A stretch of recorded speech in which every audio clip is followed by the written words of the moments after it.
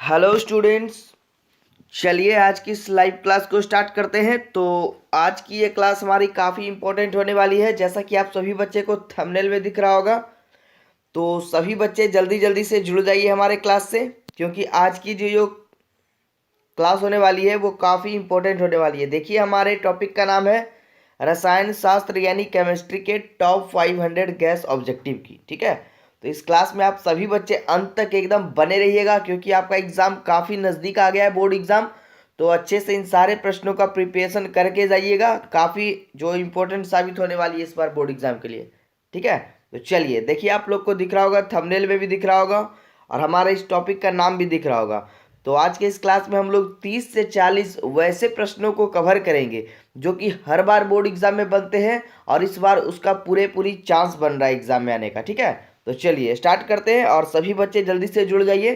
ठीक है, फिर हम लोग इस क्लास को स्टार्ट करेंगे और एकदम आराम आराम से आप लोग सटीक जवाब देते चलिएगा और एकदम अच्छे से इसको कवर करके जाइएगा। ठीक है, और जिन बच्चों को कोई दिक्कत है, कोई नोट्स वगैरह के बारे में दिक्कत है, तो हमारी हेल्पलाइन नंबर आपको दिख रही होगी इधर साइड में। ठीक है, इस पर आप कांटेक्ट करके हमारी टीम से बात कर सकते हैं, या जिन बच्चों को हमारी टेलीग्राम आईडी से जुड़ना है वो हमारे टेलीग्राम पे देखिए ड्रीम क्लासेस सर्च कर लीजिएगा, वहाँ पे भी आप हमें फॉलो कर सकते हैं। और जिन बच्चों ने हमारे लर्निंग ऐप, ठीक है, जो कि प्ले स्टोर में भी मौजूद है, लर्निंग ऐप में जाकर डाउनलोड नहीं करा है उनको जाकर अभी डाउनलोड कर सकते हैं। ड्रीम क्लासेस नाम का एप्लीकेशन है हमारा, वहाँ पर भी आप अपने आने वाले जो भी अगले क्लास के बच्चे हैं, आपके भाई बहन कोई दोस्त वगैरह हैं, उनको बता दीजिएगा ड्रीम क्लासेस लर्निंग ऐप को डाउनलोड करके हमारे क्लास को ज्वाइन कर सकते हैं। ठीक है, तो चलिए आज की ये क्लास काफ़ी महत्वपूर्ण होने वाली है। तो चलिए आज बात करते हैं हम लोग रसायन शास्त्र यानी केमिस्ट्री के सवाल नंबर 1 पे। ठीक है, चलिए देखिए आपको एग्जाम में इस तरह से सवाल दिए जाएंगे और आपको 4 ऑप्शन भी दिए जाएंगे। जैसे कि मान लीजिए कि आपका ये पहला सवाल ये हो गया। एक मिनट, चलिए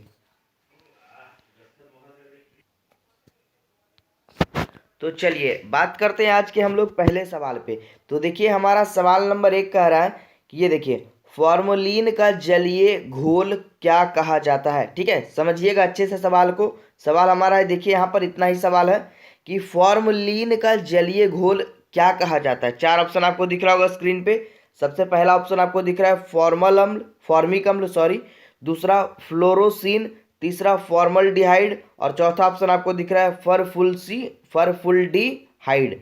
ठीक है, 4 ऑप्शन आपको दिख रहा है। तो चलिए सभी बच्चे जवाब दीजिए, इसका क्या होना चाहिए इसका सटीक जवाब। जिन बच्चों ने हमारे मॉडल सेट या ऑब्जेक्टिव वाले प्रश्नों को परचेस करके पढ़ा होगा, जो भी बच्चे हमारे पुराने होंगे उनको ये आंसर जरूर मालूम होगा। ठीक है, तो चलिए जवाब देते जाइएगा। बहुत ही अच्छा और बेहतरीन सवालों में से एक है। ठीक है, और ये भी हमारा जो सीरीज चलेगा, ये हमारा टॉप 500 का, उसको आप पूरा कंप्लीट करके जाइएगा, क्योंकि अभी आपके पास समय है एग्जाम के लिए थोड़ा सा। ठीक है, तो अच्छे से प्रिपरेशन करके जाइएगा और वस्तुनिष्ठ प्रश्नों पे ज़्यादा आप लोग यहाँ पर फोकस करके जाइएगा। तो चलिए बहुत ही अच्छा सवाल है और बहुत सारे बच्चों ने सही जवाब दिया इसका। तो देखिए इसका जवाब हम लोग जान लेते हैं। हमारा सवाल था जी फॉर्मलिन का जलीय घोल कहा जाता है। ऑप्शन नंबर सी, जिन जिन बच्चों ने टिक करा उनका बिल्कुल ही सही है। ठीक है, फॉर्मल डिहाइड कहा जाता है। फॉर्मलिन का जलीय घोल क्या कहा जाता है? फॉर्मल डिहाइड। चलिए बढ़ते हैं आगे सवाल नंबर 2 पे। बहुत ही बेहतरीन सवाल है जी। सवाल नंबर 2 को आप लोग वीवीआई कर लीजिएगा, एग्जाम के लिए काफी इंपॉर्टेंट है। सवाल हमारा है कि कार्बोक्सिलिक अम्लों का क्रियाशील मूलक क्या होता है। क्रियाशील मूलक के बारे में हम लोगों ने पीछे भी डिस्कशन किया था। सारे टॉपिक का क्रियाशील मूलक एक बार हम लोगों ने पढ़ लिया था। तो जिन बच्चों ने वो वीडियो नहीं देखा है, जाइए चैनल के प्लेलिस्ट में जाइए, वहां पर आपको मिल जाएगा। ठीक है, अब देखिए हम लोग जानेंगे यहाँ पर इस सवाल में कि कार्बोक्सिलिक अम्लों का क्रियाशील मूलक क्या होता है। अब देखिए बहुत सारे बच्चों को इसका क्रियाशील मूलक के बारे में पढ़ने में भी थोड़ा सा कठिनाई होती है। तो इसको देखिए ऐसे पढ़ेंगे, डैश सी एच ओ होगा, डैश सी ओ डैश होगा, या dash C double O H होगा, या डैश ओ एच होगा। ठीक है, जवाब दीजिए सारे बच्चे, बहुत ही बेहतरीन सवाल है। ठीक है, कार्बोक्सिलिक अम्लों का क्रियाशील मूलक क्या होगा। चलिए बहुत सारे बच्चों का सटीक जवाब आ रहा है। इसका भी आंसर जी ऑप्शन सी होगा। ठीक है, option number C, dash C double O H जो है वो कार्बोक्सिलिक अम्लों का क्रियाशील मूलक है। ठीक है, और ये देखिए इन सभी के बारे में भी हम लोगों ने पढ़ा था, डैश ओ एच के बारे में, डैश सी एच ओ के बारे में और डैश सी ओ डैश के बारे में। ठीक है, आगे इसका डिस्कशन हम लोग करेंगे। चलिए सवाल नंबर 3, सवाल नंबर 3 हमारा है कि बिलिस्टर कॉपर क्या है, ठीक है। देखिए क्वेश्चन मार्क आपको दिख रहा होगा लास्ट में कि बिलिस्टर कॉपर इनमें से क्या है, कि क्या हम किसको कह सकते हैं बिलिस्टर कॉपर। ऑप्शन आपको देखिए, ऑप्शन से इसको छांटना है।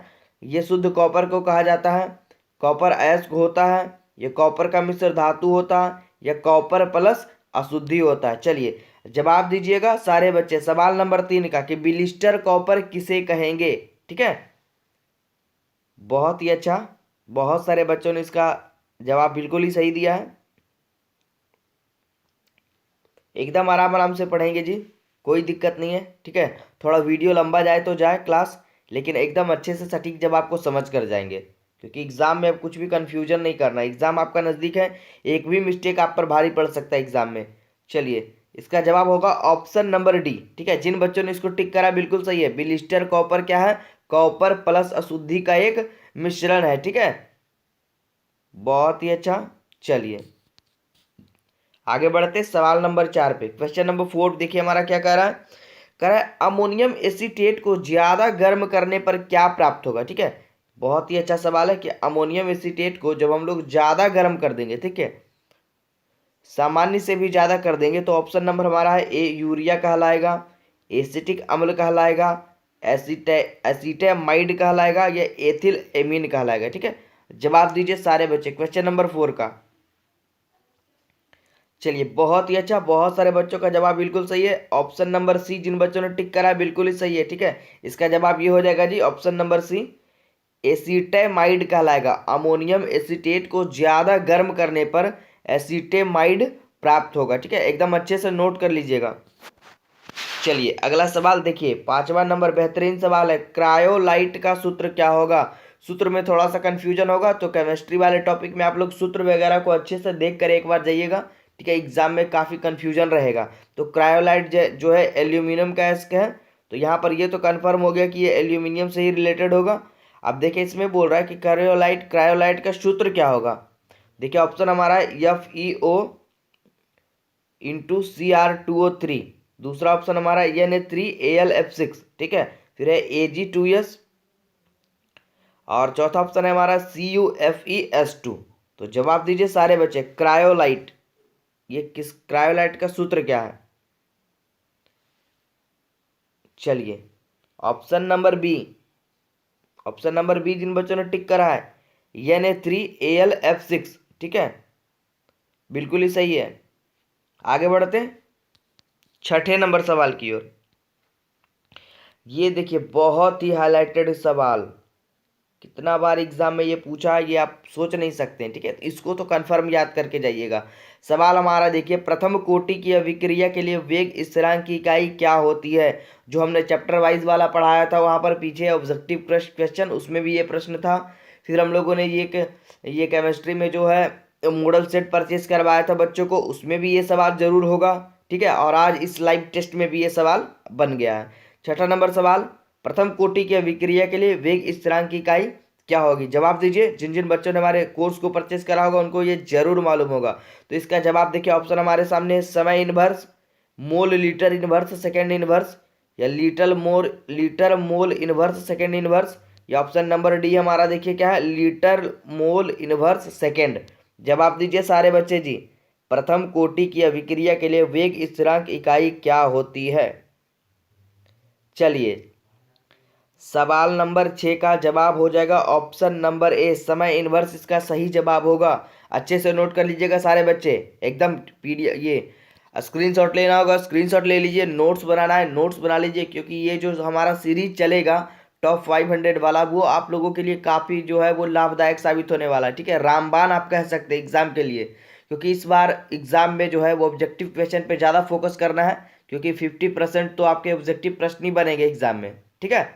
चलिए बढ़ते हैं सवाल नंबर 7, एकदम कंप्लीट करवाएंगे जी, सारे बच्चे का कमेंट आ रहा है, इसको 500 हम लोग जरूर कंप्लीट करवाएंगे आपके एग्जाम से पहले। 4 से 5 दिन में ये सीरीज हमारा खत्म हो जाएगा, बस अच्छे से देख कर चले जाइएगा। बायोलॉजी वाले बच्चों के लिए भी शॉर्ट क्वेश्चन का वीडियो जल्दी मिलेगा आप लोग को, शाम में मिल जाएगी, ठीक है, सुबह मिल जाएगी, सॉरी। चलिए अगला सवाल 7वां नंबर सवाल है, एल्कोनॉल का सामान्य सूत्र क्या है। एल्कोनॉल, ठीक है, जवाब दीजिएगा एल्कोनॉल का सामान्य सूत्र। ऑप्शन आपको दिख रहा होगा CnH2NO, CnH2n+1O और CnH2n+2O और CnH2nO2। ठीक है, जवाब दीजिए। बहुत ही बेहतरीन सवाल और ऑप्शन थोड़ा पेचीदा लग रहा होगा। ठीक है, तो ऑप्शन पे एकदम फोकस करके जाइएगा। एल्कोनॉल का सामान्य सूत्र। चलिए, जिन जिन बच्चों ने ऑप्शन नंबर सी को टिक करा बिल्कुल ही सही है।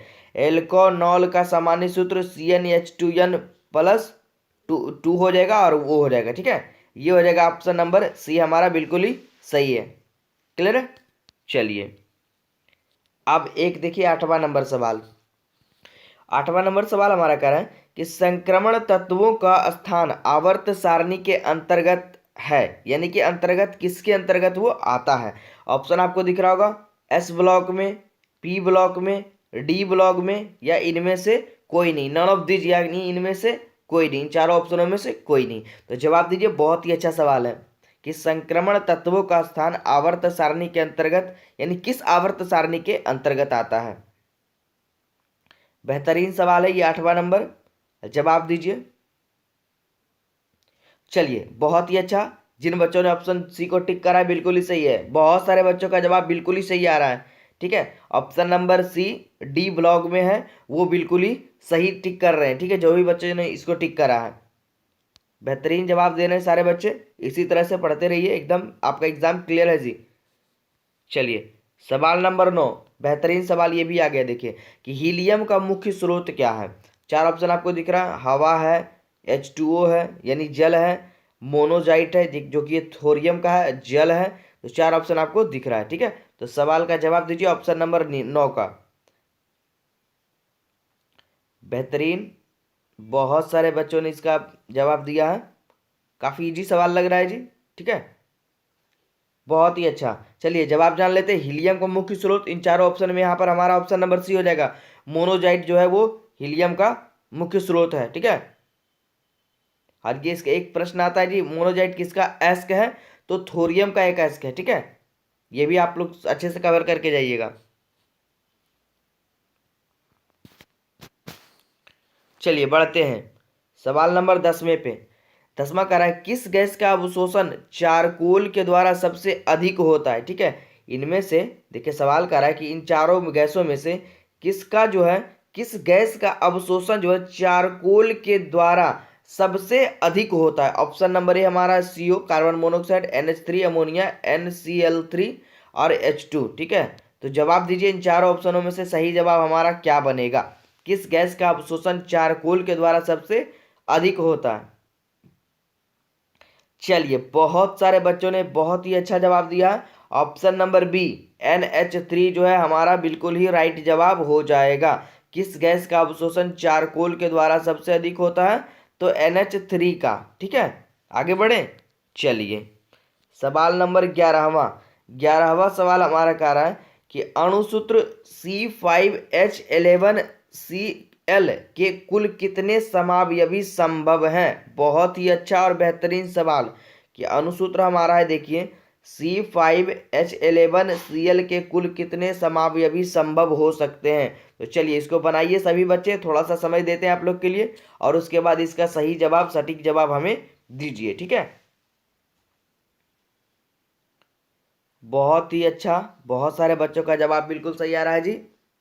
चलिए, इसके जवाब को जान लेते हैं। पहले सवाल को समझेंगे कि अणुसूत्र जो है C5H11Cl के कुल कितने समावयवी संभव है। ऑप्शन नंबर डी जिन बच्चों ने टिक करा है बिल्कुल ही सही है। ठीक है, एकदम रट कर जाइएगा। जिन बच्चों को नहीं भी समझ में आए वो भी इस बार इसको पढ़ कर जाइएगा। ठीक है, क्योंकि अब एग्जाम का टाइम नजदीक है, तो अगर हो सके अभी से भी दिमाग में ये रह जाए तो आप लोग वहां पर टिक कर दीजिएगा। ठीक है, चलिए, सवाल नंबर 12वां नंबर कह रहा है रासायनिक अधिशोषण में कितनी परतें होती है। बहुत ही सिंपल सा सवाल है, एकदम नहीं भी जानते होंगे तो एक बार सुनने से भी ये याद हो जाएगा कि रासायनिक अधिशोषण जो प्रक्रिया होती है उसमें कितनी परतें होती है। ऑप्शन नंबर देखिए, ए है 0, 1, 2 या बहुत सारी परतें। ठीक है, जवाब को सुन लीजिए और दिमाग में एकदम बैठा लीजिए इसको। ठीक है, 12वां नंबर सवाल, इसका जवाब होगा ऑप्शन नंबर बी, रासायनिक अधिशोषण में मात्र एक परत होती है। ठीक है, एकदम रट कर जाइएगा, समझ कर जाइएगा। ठीक है, चलिए आगे बढ़ते हैं सवाल नंबर 13वें की ओर।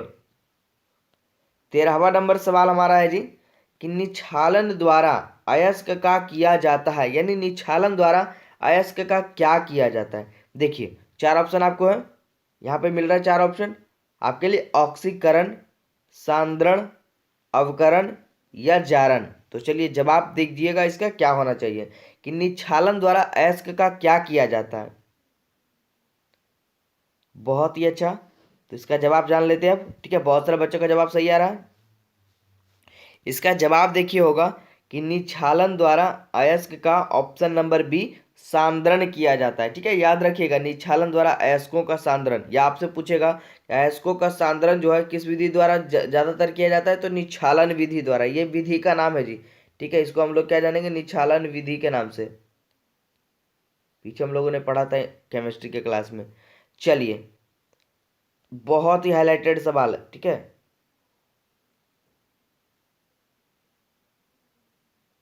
14वां नंबर। अब देखिए इसमें थोड़ा सा बच्चों को कंफ्यूजन हो रहा होगा। ठीक है, ऑप्शन में, तो इसको अच्छे से समझ लीजिएगा और वीवीआई कर लीजिएगा, इस बार एग्जाम के लिए काफ़ी इंपॉर्टेंट है। सबसे पहले हम सवाल को समझेंगे। सवाल हमारा कह रहा है ये रेडियम किससे प्राप्त होता है, या रेडियम मुख्य रूप से किसका स्रोत है या अवयव है, ऐसे करके सवाल बनेगा। आपको देखिए ऑप्शन में, देखिएगा ऑप्शन पे फोकस करिएगा। ऑप्शन आपका है जिंक ब्लेड, मोनोजाइट, हेमाटाइट या नन ऑफ दिस। ठीक है, तो यहाँ पे हम लोगों ने अभी पढ़ा था पीछे, मोनोजाइट जो है हीलियम से प्राप्त होता है और ये थोरियम का एक अयस्क होता है। हेमेटाइट तो हम लोग जानते हैं लोहा का होता है, और नन ऑफ दिस में तो फोकस करेंगे नहीं। अब हमारा ये बच गया ऑप्शन नंबर ए। ठीक है, तो ज़्यादातर बुक्स में दिखेगा रेडियम जो है वो पिंच ब्लेड से प्राप्त होता है। ठीक है, तो वहाँ पर ऑप्शन को आपको अच्छे से देखना है। अगर आपको ऑप्शन में पिंच ब्लेड दिखे तो ये भी टिक कर देना है, और अगर आपको जिंक ब्लेड दिखे तो ये टिक कर देना है। ठीक है, तो याद रखिएगा जिंक ब्लेड और पिंच ब्लेड में कंफ्यूजन नहीं करना है। ठीक है, अच्छे से समझ कर जाइएगा सवाल को, एकदम आप लोग का टॉपिक एकदम क्लियर करते हुए जाएंगे। चलिए सवाल नंबर 15 में पर 15वां हमारा कह रहा है कि जल में कौन रंगहीन है। इन चारों ऑप्शन में आपको बताना है। ठीक है, तो ऑप्शन हमारा है Tr+3, V3+, Cr3+, या Sc3+। 4 ऑप्शन आपको दिख रहा होगा कि इन चारों ऑप्शनों में से जल में कौन रंगहीन होगा। ठीक है, चलिए तो अब जवाब दीजिए जी 15वें नंबर सवाल का। बिल्कुल ही अच्छा, बहुत सारे बच्चों का जवाब आ रहा है। तो जिन बच्चों ने ऑप्शन डी को टिक करा है उनका सवाल बिल्कुल ही सही है। ठीक है, जल में कौन रंगहीन होगा, तो Sc3+ जो है वो जल में रंगहीन होगा। ठीक है, चलिए अब आगे बढ़ते हैं हम लोग सवाल नंबर 16 पे। 16वां सवाल भी काफी अच्छा है कि दूध किस प्रकार का कोलाइडी यंत्र है। ये बहुत बार एग्जाम में बना है। ठीक है, इस बार तो आप लोग अच्छे से इसको देख कर जाइएगा कि दूध किस प्रकार का कोलाइडी यंत्र है, या दूध जो है किस प्रकार के कोलाइड का उदाहरण है। तो ऑप्शन आपको दिख रहा होगा, सारा एक जैसा दिख रहा होगा। पायस का उदाहरण है, जेल का उदाहरण है, फेन का उदाहरण है, या हाइड्रोसॉल का उदाहरण है। जवाब दीजिए सारे बच्चे। ठीक है, कि जल किस प्रकार का कोलाइडी यंत्र है। तो 16वें नंबर सवाल का जवाब दीजिए सारे बच्चे। बहुत ही इजी है जी, इसको कंफ्यूजन में नहीं रखिएगा सवाल को, बहुत बार एग्जाम में ये बन चुका है दूध के बारे में।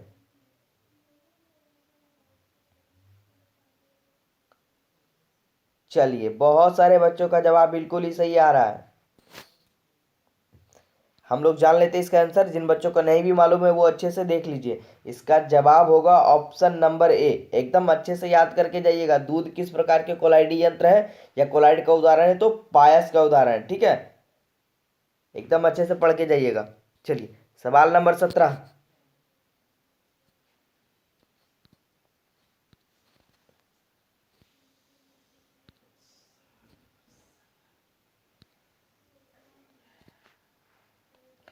सवाल नंबर 17 देखिए, बुझा हुआ चूना है। इन चारों ऑप्शन में आपको टिक करना है और छांटना है यहाँ पे कि एक बुझा हुआ चूना जो है इन चारों ऑप्शनों में से क्या होगा। तो CaO है, calcium oxide, CaCO3 calcium carbonate, CaOH का होल ट्वाइस, ठीक है, और CaCl2।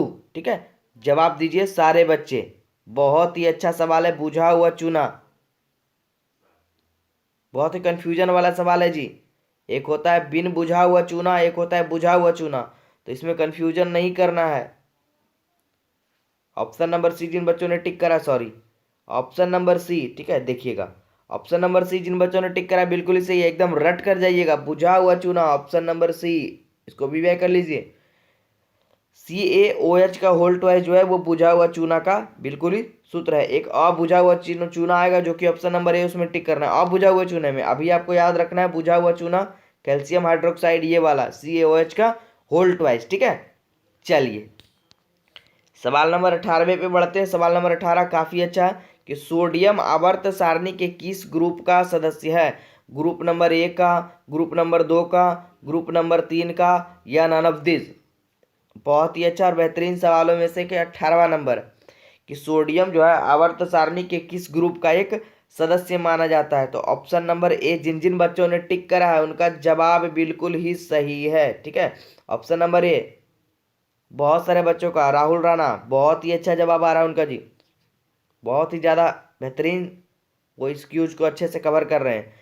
सोडियम आवर्त सारणी में किस ग्रुप का सदस्य है? तो ग्रुप फर्स्ट का, यानी पहले ग्रुप का वो सदस्य माना जाता है। बढ़े आगे, चलिए 19वें नंबर सवाल की ओर बढ़ते हैं। 19वां नंबर सवाल देखिए, ये फॉग वाला आ गया सवाल कि फॉग किस प्रकार के कोलाइड का उदाहरण है? अभी हम लोगों ने पीछे पढ़ा था दूध के बारे में, जो कि क्या आया था उसका जवाब? पायस। जिन बच्चों को नहीं याद है वो अच्छे से रिवीजन कर लीजिए। दूध जो था वो पायस का एग्जाम्पल था। अभी आ गया हमारा फॉग। फॉग किस प्रकार के कोलाइड का उदाहरण है? ऑप्शन आपको देखिए, द्रव का गैस में फैलाव, गैस का गैस में फैलाव, ठोस का गैस में फैलाव, या ठोस का द्रव में बिखराव। क्या होगा जवाब? सोच कर बताइएगा, ठीक है। सवाल नंबर 19। चलिए बहुत ही अच्छा, बहुत सारे बच्चों ने जवाब को इसको अच्छे से टिक करा है। ऑप्शन नंबर ए, जिन बच्चों ने टिक करा है, द्रव का गैस में फैलाव, ठीक है। द्रव का गैस में फैलाव जो है वो फॉग का एग्जाम्पल है। फॉग यानी यहाँ पर कोहरा भी आप कह सकते हैं, ठीक है। चलिए आगे बढ़ते हैं। सवाल नंबर 20। सवाल नंबर 20 जो है, क्षारीय मृदा धातु का इलेक्ट्रॉनिक विन्यास क्या होगा? सवाल नंबर 20 हमारा है, क्षारीय मृदा धातु का इलेक्ट्रॉनिक विन्यास इनमें से क्या होगा? ऑप्शन आपको दिख रहा होगा, NH2 है, NS1 है, NS6 है, या NSO है, ठीक है। जवाब दीजिए सारे बच्चे, क्षारीय मृदा धातु का इलेक्ट्रॉनिक विन्यास क्या होना चाहिए? चलिए ऑप्शन ए, जिन बच्चों ने टिक करा ऑप्शन ए बिल्कुल ही सही है। याद रखिएगा, क्षारीय मृदा धातु का इलेक्ट्रॉनिक विन्यास क्या होगा? NS2 होगा। आगे बढ़े, चलिए ज़्यादा टाइम नहीं लेंगे, अब थोड़ा सा स्पीड में करेंगे, वीडियो को आगे बढ़ाएंगे क्लास को, क्योंकि आप लोग का समय ज़्यादा निकल रहा है, ठीक है। अच्छे से जवाब देते जाइएगा और समझते जाइएगा, सवाल को एकदम रट कर जाइएगा। अगला सवाल हमारा देखिए, भूपरपट्टी में सर्वाधिक प्राप्त तत्व कौन सा है? ऑप्शन आपको दिख रहा होगा, सिलिकॉन है, एल्यूमिनियम है, ऑक्सीजन है, या लोहा है, ठीक है। SiAlO या Fe। जवाब दीजिए सारे बच्चे। सवाल नंबर 21 VVI कर लीजिएगा जी, एग्जाम के पैटर्न से काफी ये बेहतरीन सवाल है कि भूपरपट्टी में सर्वाधिक प्राप्त तत्व है, तत्व के बारे में कह रहा है, ठीक है। ऑप्शन नंबर बी, जिन जिन बच्चों ने टिक करा है बिल्कुल ही सही है। भूपरपट्टी में सर्वाधिक प्राप्त तत्व जो है वो एल्यूमिनियम है, ठीक है। चलिए सवाल नंबर 22 की ओर बढ़ते हैं। सवाल नंबर 22 हमारा कह रहा है, उष्मा और विद्युत का अच्छा चालक इनमें से कौन सा है? अच्छा चालक के बारे में पूछा है, तो ऑप्शन आपको दिख रहा होगा, एंथ्रासाइट, हीरा, ग्रेफाइट और चारकोल। इन चारों ऑप्शन में आपको छांटना है कि उष्मा का और विद्युत का, दोनों का होना चाहिए, उष्मा और विद्युत दोनों का अच्छा चालक इनमें से कौन सा है? सवाल नंबर 22। जवाब दीजिए सारे बच्चे। चलिए बहुत ही अच्छा सवाल है ये, और जिन जिन बच्चों ने ऑप्शन सी को टिक करा उनका जवाब बिल्कुल ही सही है। आगे बढ़े, चलिए तो आज के इस क्लास में हम लोग 40 प्रश्नों को कवर करके ही जाएंगे, चाहे आपका जितना भी समय जाए, क्योंकि अब एग्जाम का टाइम काफी नजदीक है, तो आप लोग अच्छे से इसको कवर करके जाइएगा। सवाल नंबर 23, हीमोग्लोबिन पर आवेश होता है, किस प्रकार का आवेश होता है ये आपको बताना है सभी बच्चे को। ऑप्शन दिख रहा होगा आपको, धनावेश, ऋणावेश, उदासीन, या नन ऑफ दिस। इनमें से कोई नहीं। जवाब दीजिए सारे बच्चे, इसको भी व्यय करिएगा, ठीक है, क्योंकि अभी से हम लोग जितना भी क्लास करेंगे उसमें अधिकतर प्रश्न VVI कहलाएंगे, क्योंकि अब एग्जाम काफी नजदीक है और ये सब प्रश्न आपको अच्छे से कवर करके जाना है। सवाल हमारा, हीमोग्लोबिन पर आवेश किस प्रकार का होगा? चलिए जवाब दीजिए सारे बच्चे। बेहतरीन जवाब आ रहा है सभी बच्चों का। ऑप्शन नंबर ए, जिन जिन बच्चों ने टिक करा बिल्कुल ही सही है, हीमोग्लोबिन पर धनावेश होगा जी, ठीक है। चलिए 24 देखिए, अच्छे से देखिएगा। 24 कह रहा है कि द्रव स्थिरांक के किस मान के लिए प्रतिक्रिया शीघ्रता से पूर्ण होगा। ठीक है, के किस मान के लिए, द्रव्य स्थिरांक के किस मान के लिए प्रतिक्रिया शीघ्रता यानी तेजी से पूर्ण होगा या मतलब संपूर्ण होगा। ठीक है, पूरा होगा। ऑप्शन आपको दिख रहा है, के बराबर 10 के बराबर, के बराबर 1, के बराबर 10 का क्यू यानी 1000, के बराबर 10 का स्क्वायर यानी 100। ठीक है, जवाब दीजिए सारे बच्चे। चलिए, जिन जिन बच्चों ने ऑप्शन सी को टिक करा बिल्कुल ही सही है। ठीक है, चलिए आगे बढ़ते। अब सवाल नंबर 25 नंबर सवाल हमारा है कि वाह्यतम विन्यास 3D पर पावर 6 4s स्क्वायर है, किसका है यह वाह्यतम विन्यास जो है वो किसका है इन चारों में से। ऑप्शन आपको दिख रहा होगा, Ca का, Zn का, Mg का, नन ऑफ दिस। यानी ऑप्शन में समझना है आपको, कैल्शियम का, जिंक का या जस्ता का, मैग्नीशियम का या नन ऑफ दिस का।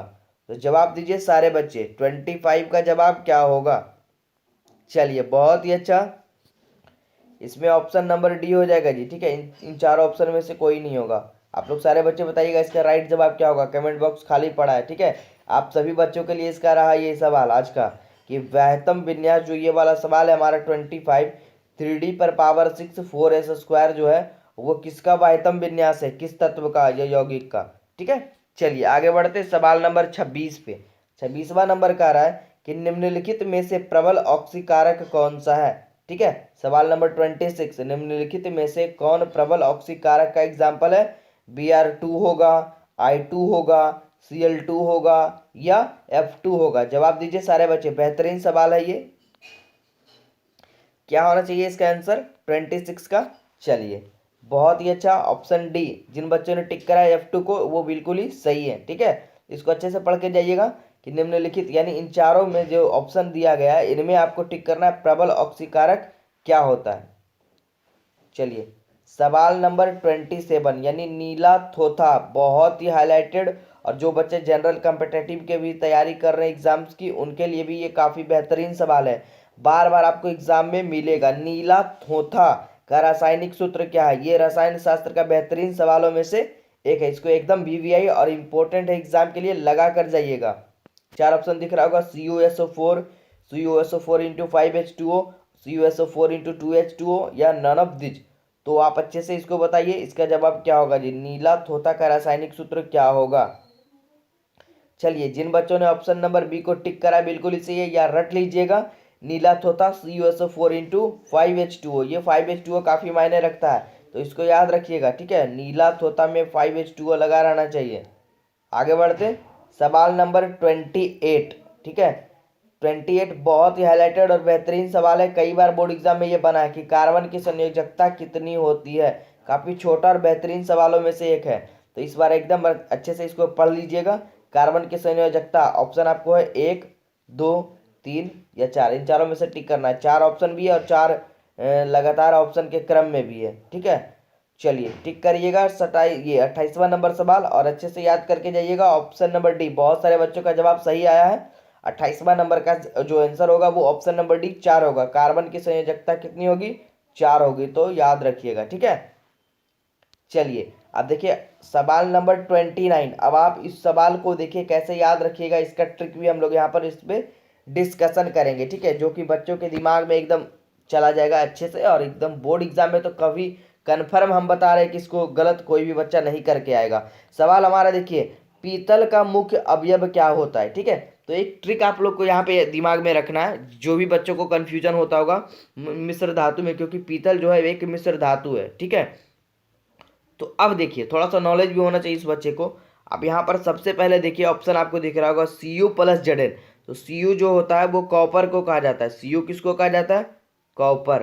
ठीक है, कॉपर यानी तांबा, याद रखिएगा जी। Cu किसको कहेंगे हम लोग, कॉपर को ही कहा जाता है, तो ये बात दिमाग में हटा लीजिए आप लोग। ठीक है, चलिए अब देखिए समझेंगे। यहाँ पर आपको दिख रहा होगा, कन्फ्यूजन भी हो रहा होगा कि पीतल जो है मुख्य रूप से किसका अवयव होता है, Cu प्लस Zn का, और Cu प्लस Sn का, Cu प्लस Hg का, Cu plus Fe plus Ni का। ठीक है, तो सबसे पहले आप लोग देखिए, आपको इस ये जो संकेतिक नाम है उसमें आपको समझना है कि ये Cu किसको डिनोट कर रहा है। तो अभी हम लोगों ने पढ़ा क्या, कॉपर यानी तांबा को, ठीक है, ये तो हम लोगों ने जान लिया। फिर हम लोग को जानना है, ये देखिए ये Zn किसको डिनोट कर रहा है, जिंक या किसको डिनोट करेगा, जस्ता को। तो ये सब छोटा छोटा चीज एकदम कंफ्यूजन नहीं करना है। फिर देखिए यहाँ पर देखिए Hg, ये ठीक है Hg भी जान रहे हैं हम लोग, और ये Fe लोहा को जान रहे हैं, ये Ni निकेल को जान रहे हैं, ठीक है। चलिए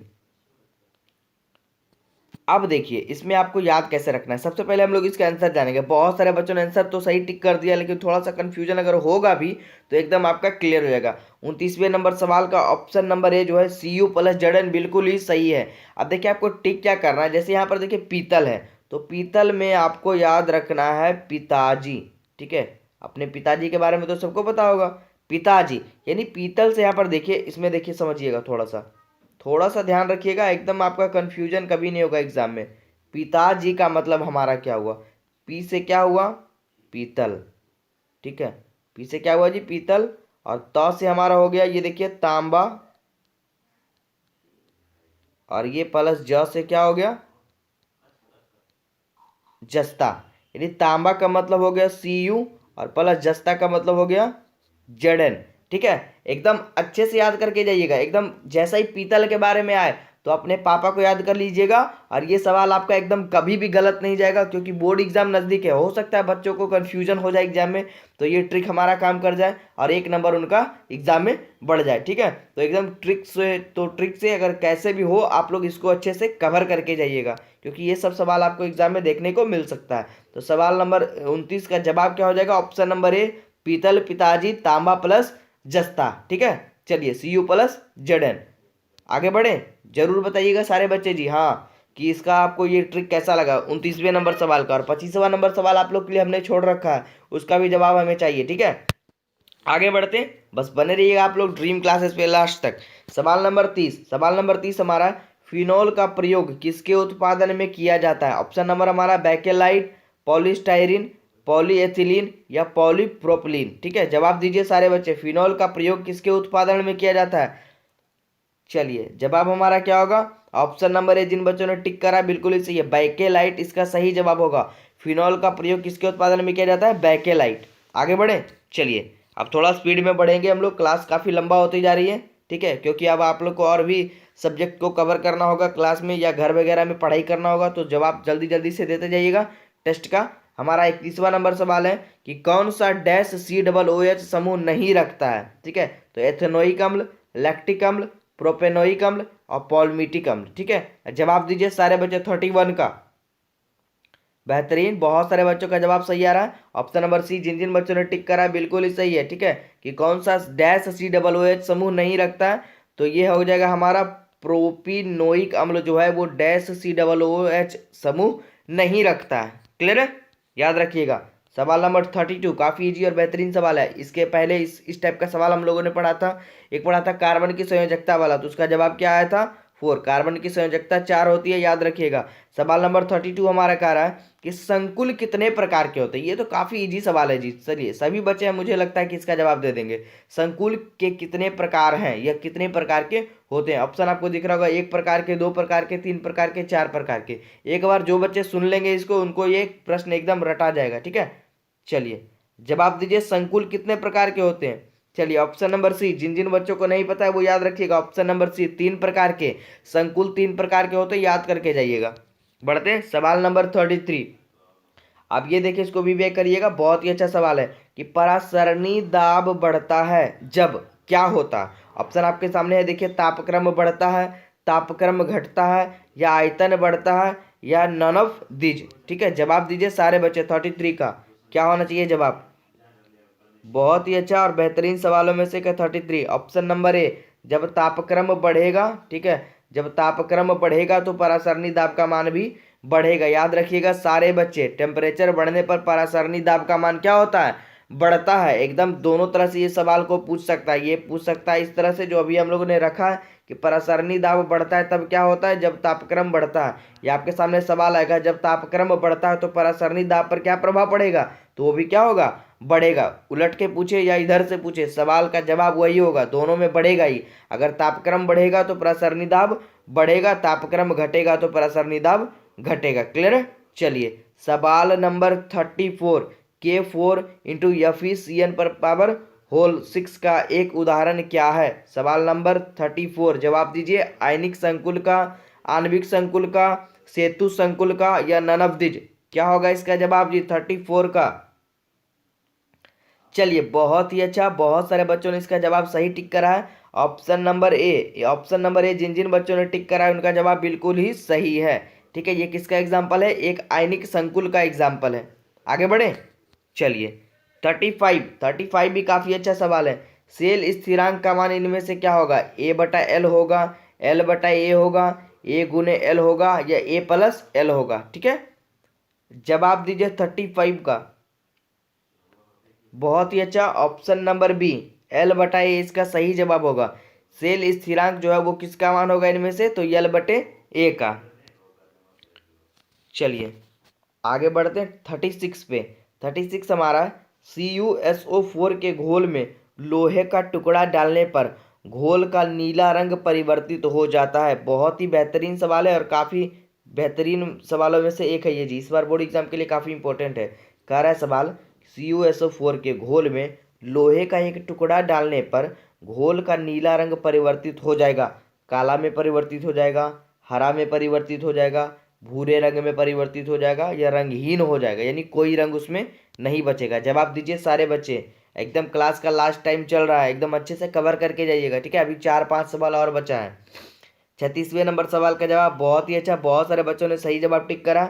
ये भूरे रंग में परिवर्तित हो जाएगा। जब CuSO4 के घोल में लोहे का टुकड़ा डालेंगे तो घोल का नीला रंग किस में परिवर्तित होगा, भूरे कलर में परिवर्तित होगा। आइए अगले सवाल पे बढ़ते हैं, 37वें सवाल पे। ये देखिए काफी अच्छा सवाल है, इसको भी वे कर लीजिए। ठीक है, काफी छोटा और बेहतरीन सवाल है कि समुद्र जल का परिसारक दाब लगभग में कितना होगा। ठीक है, समुद्र जल का परिसारक दाब कितना होगा। ऑप्शन आपको दिख रहा होगा 30 ATM, 10 ATM, 20 ATM या 1 ATM। जवाब दीजिए सारे बच्चे। ठीक है, क्या होना चाहिए इसका जवाब, ऑप्शन नंबर, ये क्वेश्चन नंबर 36 का, 37 का सॉरी। बहुत ही अच्छा, याद रख के जाइएगा। ऑप्शन नंबर 36 ए नंबर। ठीक है, 37 नंबर का ऑप्शन नंबर ए बिल्कुल ही सही जवाब होगा कि समुद्र जल का परिसारक दाब लगभग में कितना होगा, तो 30 ATM होगा। आगे बढ़े। चलिए 38वें नंबर की ओर बढ़ते हैं। ऑर्गन कैसा गैस है। ऑर्गन जो है वो किस प्रकार का गैस है। ऑप्शन आपको दिख रहा होगा, द्विपरमाणविक गैस है, एक परमाणविक गैस है या त्रिपरमाणविक गैस है या अष्ट परमाणविक गैस है। याद रखिएगा, बहुत ही अच्छा सवाल है ये 38वां नंबर। जवाब दीजिए सारे बच्चे, एकदम थर्ड लास्ट ये सवाल चल रहा है आप लोग का। ठीक है, बहुत ही अच्छा, बहुत सारे बच्चों का जवाब सही आ रहा है। याद रखिएगा ऑप्शन नंबर बी, एक परमाणविक का उदाहरण है ये। आर्गन गैस जो है वो एक परमाणविक गैस का एग्जाम्पल है। चलिए, और आज के इस क्लास का सेकेंड लास्ट सवाल बहुत ही अच्छा, ये देखिए, निम्न में से प्रबल अम्ल कौन सा है। ठीक है, इन चारों ऑप्शनों में बताना है आपको प्रबल अम्ल कौन सा है। ठीक है, HCCH वाला ये वाला होगा या C6H6 वाला होगा, C2H6 वाला होगा या CH3OH वाला होगा। क्या होगा जवाब दीजिए सारे बच्चे। ठीक है, चलिए बहुत ही अच्छा, बहुत सारे बच्चों ने इसका जवाब टिक करा है। इसका जी जवाब होगा ऑप्शन नंबर डी। जिन बच्चों ने टिक करा है ये बहुत ही अच्छा है, और जिनको नहीं मालूम था इसका जवाब वो याद करके चले जाइएगा। निम्न में से कौन प्रबल अम्ल है, तो CH3OH एक प्रबल अम्ल का एग्जाम्पल है। चलिए आइए बात करते हैं आज के अंतिम सवाल पे। ठीक है, जो कि बेहतरीन सवालों में से एक है, इसको भी कर लीजिएगा। सवाल हमारा कह रहा है ईथर होते हैं। ठीक है, ईथर जो होते हैं वो क्या होते हैं, उदासीन होते हैं, क्षारीय होते हैं, अम्लीय होते हैं या उभयधर्मी होते हैं। ईथर किसका एग्जाम्पल है ये आपको बताना है, सवाल नंबर 40 का। ठीक है, चलिए जिन जिन बच्चों ने टिक करा ऑप्शन बी उनका बिल्कुल ही सही है। ईथर जो होते हैं वो क्षारीय होते हैं, क्षारीय का वो एग्जाम्पल होते हैं। ठीक है, चलिए तो रहने देते हैं। आज की इस क्लास में हम लोग इतना ही पढ़ेंगे, फिर अगले टॉपिक में हम लोग 40 और प्रश्नों को कवर करेंगे, और जल्द से जल्द मैं ये ट्राई करूंगा इसको जल्द से जल्द आप लोग का ये क्लियर करवा देने का, ये टॉपिक जो हमारा 500 वाला चल रहा है, ठीक है। तो आप लोग बस चिंता फ्री रहिए एकदम, ठीक है। कूल माइंड में एग्जाम में जाइए और अच्छे से आप लोग करके आइएगा, मुझे ये विश्वास है, क्योंकि आप लोगों ने ड्रीम क्लासेस पे पढ़ाई करा है, तो आप लोग का एक भी टॉपिक जो है वो छूटेगा नहीं। बस आप लोग विश्वास रखिए, बिलीव रखिए, और जितने भी नोट्स वगैरह जिन बच्चों ने परचेस करा है उसको आप अच्छे से देख कर जाइएगा, ठीक है। और एक सवाल आप लोग के लिए हमने रखा है 25 वाला जी, उसका जवाब जरूर दीजिएगा, ठीक है।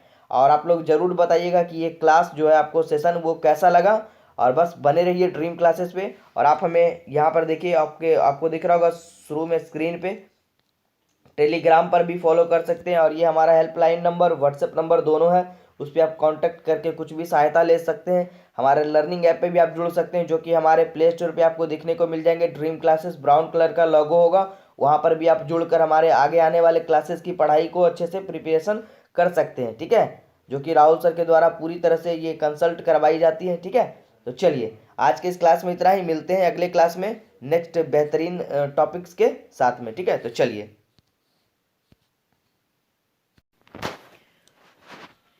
Hello students, good morning. आप सभी का वेलकम है एक बार फिर से आपके अपने यूट्यूब चैनल ड्रीम क्लासेस पे। तो चलिए आज की इस क्लास को जल्दी से स्टार्ट करते हैं। जैसा कि हमारा टॉपिक चल रहा था केमिस्ट्री के 500 सीरीज़ वाला, तो चलिए इसके आज हम लोग पार्ट 2 को देखेंगे। तो इसके पहले हम लोगों ने 40 प्रश्नों को कवर किया था। तो आज के इस वीडियो में और इस क्लास में हम लोग फिर से लगभग 30 से 40 वैसे प्रश्नों को कवर करेंगे जो कि बार बार बोर्ड एग्जाम में बनता है, ठीक है। तो चलिए आज की शुरुआत हम लोग करेंगे 41वें प्रश्न से। तो इसके पहले वाले वीडियोस को जिन बच्चों ने नहीं देखा है, जाइए चैनल के प्लेलिस्ट में जाइए, वहाँ पर आपको मिल जाएगा, ठीक है। लाइन बाय टॉपिक को क्लियर कर लीजिए और इस वीडियो में अंत तक बने रहिएगा क्लास में, क्योंकि आज की ये क्लास काफ़ी महत्वपूर्ण होने वाली है, ठीक है। चलिए बात करते हैं आज के पहले सवाल पे। तो जो भी बच्चे न्यू होंगे जी, चैनल पे सब्सक्राइब बटन दबाना ना भूले और बगल में बेल आइकन होगा उसको दबा दीजिए, ताकि हमारा नया वीडियो जैसे ही आए उसका नोटिफिकेशन आपको मिल पाए, ठीक है। चलिए स्टार्ट करते हैं 41 नंबर से।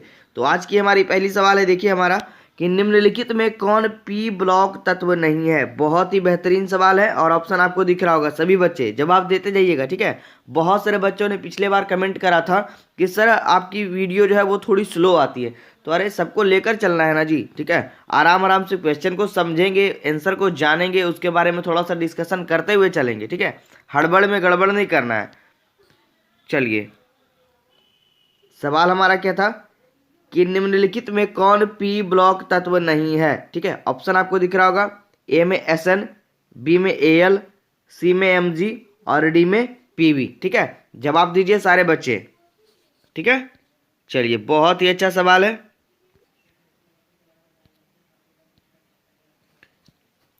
चलिए तो जानते हैं इसका जवाब क्या होगा 41वां नंबर सवाल का, ठीक है। ऑप्शन आपको दिखा था, ऑप्शन ए में था हमारा एस एन, ऑप्शन बी में था ए एल, ऑप्शन सी में था एम जी और ऑप्शन डी में था पी वी।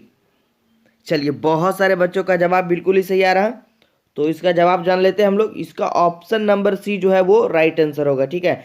कि निम्नलिखित में कौन पी ब्लॉक तत्व नहीं है, तो ये वाला, ठीक है, एम जी यानी मैग्नीशियम जो है वो पी ब्लॉक का तत्व नहीं है। चलिए आगे बढ़ते हैं 42वें नंबर सवाल की ओर। दिख रहा होगा स्क्रीन पे आपको, सवाल समझिए। कह रहा है मीथेनॉल, ठीक है, मीथेनॉल का सूत्र क्या होगा। ऑप्शन दिख रहा होगा, सारा एक तरह का रहेगा, कंफ्यूजन नहीं करिएगा। देखिए ऑप्शन हमारा है CH3OH, CH3ONA, या ऑप्शन सी हमारा है CHCHO, ठीक है, और ये है CH4, ठीक है। ये तो मीथेन का होता है। तो जवाब दीजिए सारे बच्चे, एकदम क्लियर दिख रहा होगा ऑप्शन भी और प्रश्न भी, ठीक है।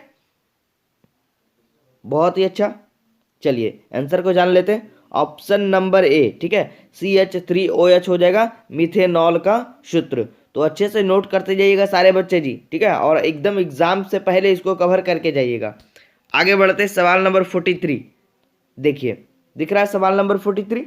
चलिए क्वेश्चन पढ़ते हैं। क्वेश्चन हमारा है कि ब्यूना एस में एस का अर्थ क्या होता है, ठीक है। ब्यूना एस में एस का अर्थ क्या होता है। ऑप्शन आपको दिख रहा होगा, सोडियम होता है, स्टाइरिन होता है, सल्फर होता है, या इसका व्यापारिक नाम होता है। यस, जवाब दीजिए 43 का।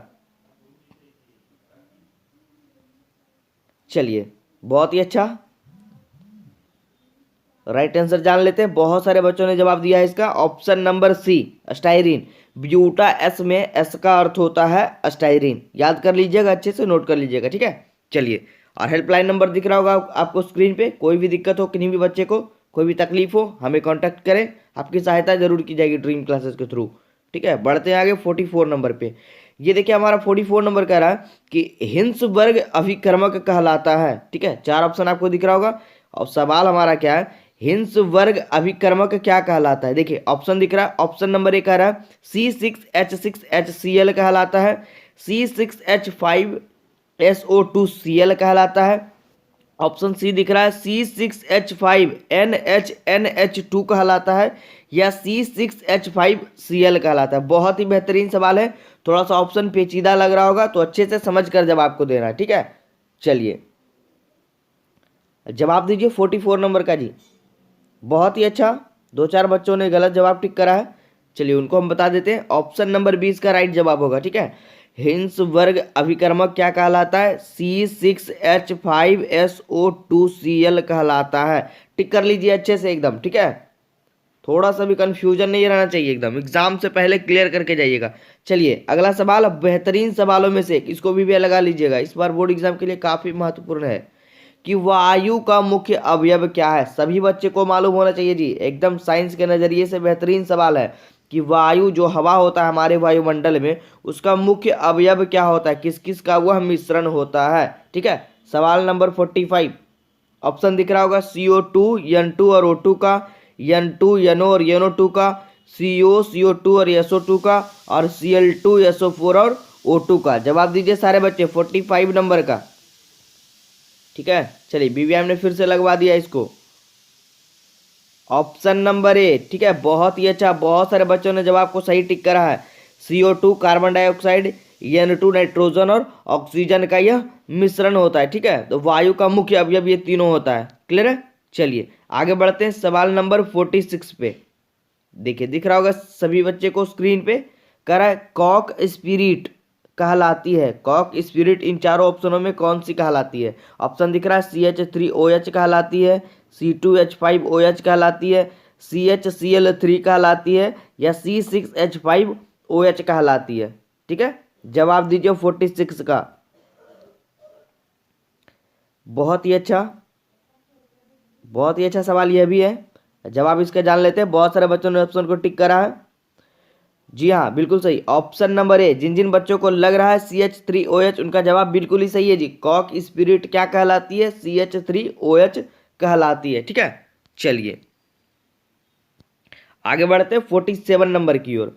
47 नंबर का रही है हमारे क्वेश्चन, देखिए कह रहा है कि फिनॉल में C-O-H कोण का मान कितना होता है, ठीक है। फिनॉल में C-O-H का मान, कोण का मान कितना होगा। ऑप्शन आपको दिख रहा होगा 100 डिग्री, 109 डिग्री, 121 डिग्री, या 130 डिग्री, ठीक है। जवाब दीजिए सारे बच्चे, कंफ्यूजन नहीं करना है। बहुत ही अच्छा सवाल है 47 नंबर, ठीक है। बहुत ही बेहतरीन सवाल है, याद करके जाइएगा एग्जाम से पहले। ऑप्शन बी जिन जिन बच्चों ने टिक करा है बिल्कुल ही सही है। फिनॉल में C-O-H कोण का मान 109 डिग्री होगा, ठीक है, याद कर लीजिए। चलिए आगे बढ़े, चलिए 48 नंबर है, बहुत ही अच्छा सवाल यह भी है कि पॉलीमर बनाने की सबसे छोटी इकाई क्या कहलाती है। बहुत ही बेहतरीन सवालों में से एक। ऑप्शन हमारा है मोनोमर कहलाती है, डाइमर कहलाती है, ट्राइमर कहलाती है, या एनोमर कहलाती है। बहुत ही अच्छा सवाल है कि पॉलीमर बनाने की सबसे छोटी इकाई क्या कहलाती है। 48 नंबर, ऑप्शन नंबर ए मोनोमर कहलाती है। जिन जिन बच्चों को लग रहा है बिल्कुल ही सही है, याद करके जाइएगा, रट के जाइएगा, ठीक है। ये आपका काम रहा, कैसे भी इसको करके जाइएगा सवाल को। सवाल नंबर 48 का जवाब हुआ जी ऑप्शन नंबर ए। आगे बढ़े, चलिए एकदम लास्ट तक बने रहिएगा सारे बच्चे, क्योंकि आज की ये क्लास काफ़ी इंटरेस्टिंग होने वाली है। क्योंकि आज के इस क्लास में हम लोग फिर से लगभग 20 से 30 ऐसे प्रश्नों को कवर कर रहे हैं अभी, जो कि बार बार बोर्ड एग्जाम में बनता है, ठीक है।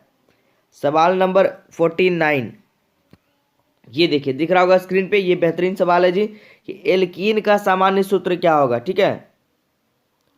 चलिए अब इसको क्लियर करेंगे। सबसे पहले इसका जवाब, ऑप्शन देखिए CnH2n, CnH2n+2 और CnH2n-2 और ये नन ऑफ दिस। तो इसमें देखिए हम 3 सवाल को क्लियर करेंगे यहाँ पर, तो आप लोग एकदम दिमाग खोल कर रखिएगा, ठीक है। 49 नंबर देखिए, हमारा जवाब होगा ऑप्शन नंबर ए। तो ये हो गया एल्कीन का CnH2n, ठीक है। और अगर आपको पूछे, ये देखिए और 2 क्वेश्चन और यहाँ से बनेगा। एक बनेगा देखिए एल्केन, क्या बनेगा जी, एल्केन, और एक बनेगा एल्काइन, ठीक है। तो एकदम इन तीनों सवालों को क्लियर करके जाइएगा। देखिए यहाँ से हम क्लियर करवा रहे हैं। सबसे पहला टॉपिक हमारा हुआ एल्कीन वाला, ठीक है। एल्कीन वाला हो गया, CnH2n हो गया। और अगर हमसे पूछ दिया कि एल्केन का क्या होगा, तो CnH2n+2 ये वाला, ठीक है। और अगर एल्काइन पूछ दिया तो CnH2n-2। चलिए फिर से देखिए, क्लियर करिए। ये हमारा एल्कीन वाला हो गया, ठीक है। और अगर आपसे पूछे, ये हो गया हमारा एल्केन का सूत्र, ये वाला सेकेंड नंबर CnH2n+2, ठीक है, याद रखिएगा। और ये थर्ड नंबर जो हो गया, ये हमारा हो गया किसका, एल्काइन का। तो नाम में थोड़ा कंफ्यूजन होगा, लेकिन एकदम अच्छे से क्लियर कर लीजिए। अगर -2 है तो वो एल्काइन का है, और ये अगर +2 है तो ये एल्केन का है। और अगर कुछ नहीं है, प्लस माइनस कुछ नहीं है, अगर CnH2n है तो वो सिर्फ एल्कीन का सूत्र होगा, ठीक है। एकदम 3 सवाल इसको एकदम कंफर्म कर लीजिए। एक सवाल आपका कंफर्म बनने वाला है इससे, ठीक है। बढ़े आगे, चलिए आगे बढ़ते सवाल नंबर 50 पे। 50वां सवाल हमारा कह रहा है कि कार्बनिक ठोस की शुद्धता का लक्षण क्या होता है। बहुत ही बेहतरीन सवाल है जी। कार्बनिक ठोस की शुद्धता का लक्षण क्या कहलाता है। ऑप्शन ए हमारा है क्वथनांक, ऑप्शन बी हमारा है गलनांक, ऑप्शन सी हमारा है विशिष्ट घनत्व, ऑप्शन डी हमारा है नन ऑफ दिस। इनमें से कोई नहीं। जवाब दीजिए सारे बच्चे। बहुत ही अच्छा सवाल है यह भी। कार्बनिक ठोस की शुद्धता का लक्षण है ऑप्शन नंबर बी। जिन जिन बच्चों को लग रहा है बिल्कुल ही सही है, गलनांक इसका राइट जवाब होगा, ठीक है। टिक कर लीजिए अच्छे से। कार्बनिक ठोस की शुद्धता का लक्षण उसका गलनांक कहलाता है। आगे बढ़ते चलिए सवाल नंबर 51, ठीक है। 51 में हमारा कह रहा है कि निम्न में से द्रव धातु कौन सा तत्व है। एकदम ऑप्शन सही दिख रहा होगा, इसका जवाब बताने का जरूरत भी नहीं है। बेहतरीन सवाल है जी, बहुत ही अच्छे से देखिएगा, ठीक है।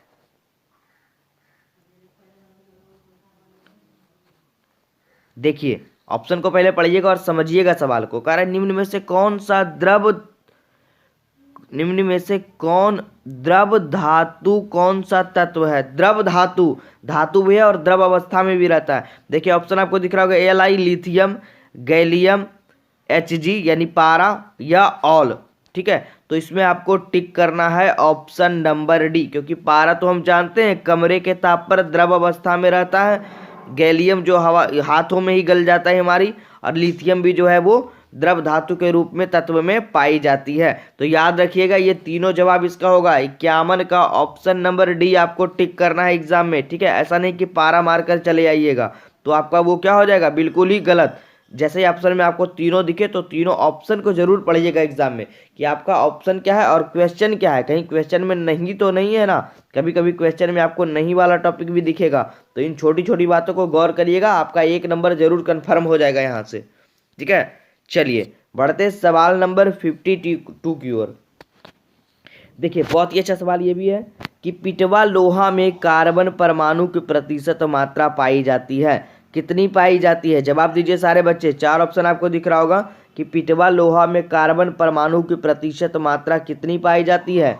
0.4%, 0.04%, या 0.02%, या 0.09%। जवाब दीजिए जी सारे बच्चे। 52 का आंसर चाहिए मुझे, ठीक है। चलिए बहुत ही अच्छा सवाल है, मुझे उम्मीद है सारे बच्चों को ये सवाल आ रहा होगा, ठीक है, क्योंकि हमने पीछे वाले क्लास में इस पर डिस्कशन करा था। जी हाँ बहुत ही अच्छा, बहुत सारे बच्चों ने ऑप्शन को टिक करा है। ऑप्शन नंबर सी बिल्कुल ही सही है, टिक कर लीजिए जिन बच्चों को मालूम नहीं भी है, ठीक है। चलिए अब देखिए 53 नंबर जो है वो बेहतरीन सवालों में से एक है, जो कि कई बार ये बोर्ड एग्जाम में बना है कि जर्मन सिल्वर का मुख्य अवयव क्या है, ठीक है। बहुत ही बेहतरीन सवाल है, जर्मन सिल्वर का मुख्य अवयव कौन सा है। 53 देखिए ऑप्शन दिख रहा है CuZnNi, CuZnSn, AgCuAu, FeCrNi। जवाब दीजिए, याद रखिएगा, बहुत ही अच्छा सवाल है, ये बार बार एग्जाम में पूछता है जी, इसको VVI लगा लीजिए आप लोग। जर्मन सिल्वर मुख्य अवयव किसका है? तो याद रखिएगा ऑप्शन नंबर ए इसका जवाब होगा, Cu, Zn और Ni। ठीक है, यानी कॉपर, जिंक और निकेल का। ठीक है, यानी तांबा, जिंक और तांबा, जस्ता और निकेल का होता है जर्मन सिल्वर। आगे बढ़े, चलिए अब देखिए 54 नंबर, ये भी बहुत ही अच्छा सवाल है कि रोल्ड गोल्ड का मुख्य अवयव क्या होता है? रोल्ड गोल्ड का मुख्य अवयव क्या होता है? ऑप्शन आपको दिख रहा होगा, Cu+Al, Cu+Sn, Cu+। चलिए ये ऑप्शन आपको दिख नहीं रहा है, थोड़ा सा कंफ्यूजन लग रहा है। ठीक है, चलिए चौथा ऑप्शन हमारा Cu+Cr। ठीक है, ये शायद Cu+X होना चाहिए। चलिए चलिए जवाब दीजिए, उससे मतलब भी नहीं हमें। ठीक है, उसमें आंसर होगा भी नहीं। चलिए ऑप्शन टिक करिएगा, रोल्ड गोल्ड का मुख्य अवयव क्या होगा? ऑप्शन नंबर ए, जिन जिन बच्चों को लग रहा है Cu+Al यानी कॉपर और एल्यूमिनियम का यह मुख्य अवयव होता है। ठीक है, बढ़े आगे, चलिए 55। ज़्यादा टाइम नहीं लेंगे क्योंकि हम लोग जल्दी से पढ़ेंगे इस टॉपिक को और क्लियर करते हुए चलेंगे। ढलवा लोहा में कार्बन परमाणु की प्रतिशत मात्रा कितनी पाई जाती है? ऊपर हमने पढ़ा पिटवा लोहा, अब आ गया हमारा ढलवा लोहा। जवाब दीजिए जी सारे बच्चे। 0 पॉइंट, ये देखिए 0.04%, 0.6%, 0.8% या 10%। ठीक है, ये 0 पॉइंट नहीं है, सिर्फ ये है 4%, 6%, 8% और 10%। अच्छे से जवाब दीजिएगा, पॉइंट नहीं है जी, समझ लीजिए सवाल को। ठीक है, चलिए बहुत ही अच्छा, याद रखिएगा ऑप्शन नंबर ए, जिन बच्चों को लग रहा है बिल्कुल सही है, ढलवा लोहा में कार्बन परमाणु की प्रतिशत मात्रा जो होती है वो 4% होती है। ठीक है, याद रखिएगा। चलिए बढ़ते हैं आगे, चलिए अगला सवाल है हमारा 56, कह रहा है एस ऑर्बिटल का आकार कैसा होता है? ठीक है, बहुत ही अच्छा सवाल है। देखिए ऑप्शन को समझिएगा, बहुत ही बेहतरीन ऑप्शन इसमें दिया गया है। ऑप्शन हमारा गोलीय होता है, डम्बवेल के आकार का होता है, या डबल डम्बवेल के आकार का होता है, या नन ऑफ दिस, इनमें से कोई नहीं। जवाब दीजिए सारे बच्चे 56 का। ठीक है, चलिए ऑर्बिटल का आकार कैसा होता है? ऑप्शन नंबर इसमें हो जाएगा ए, गोलीय होता है। याद रखिएगा सारे बच्चे, एस ऑर्बिटल का आकार कैसा होता है? गोलीय होता है। आगे बढ़े, चलिए देखिए ये भी बहुत ही अच्छा सवाल है, 57 नंबर, इसको भी व्यय कर लीजिए। एक जर्मन सिल्वर वाला और एक ये 57 नंबर वाला, कि घंटा धातु किसका मिश्र धातु होता है? Cu+Pb का, Cu+Sn का, या Cu+Zn का, या Cu+Ni का। घंटा धातु किसका मिश्र धातु है? 57 नंबर। बहुत ही अच्छा, बहुत सारे बच्चों ने जवाब को टिक करा है। जिन जिन बच्चों ने ऑप्शन ए को टिक करा है बिल्कुल ही सही है। घंटा धातु किसका मिश्र धातु है? Cu+Pb का। ऑप्शन नंबर ए, याद कर लीजिए, कॉपर और Pb का। ठीक है,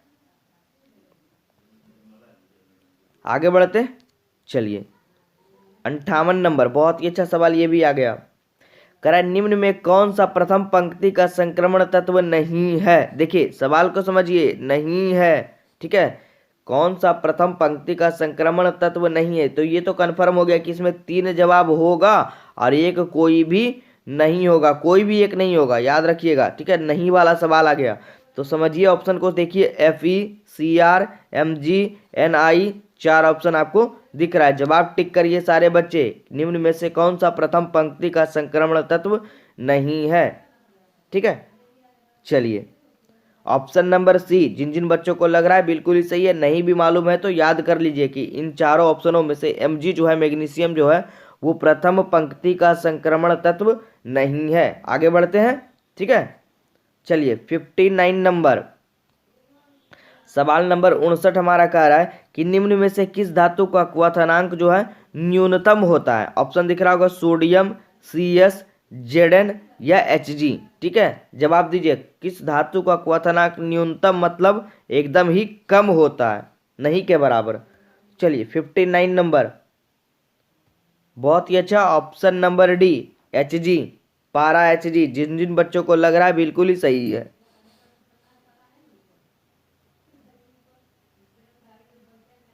याद कर लीजिएगा जी 59 का। ठीक है, इसका ऑप्शन नंबर 59 सही हो जाएगा। आगे बढ़ते चलिए 60वें सवाल की ओर।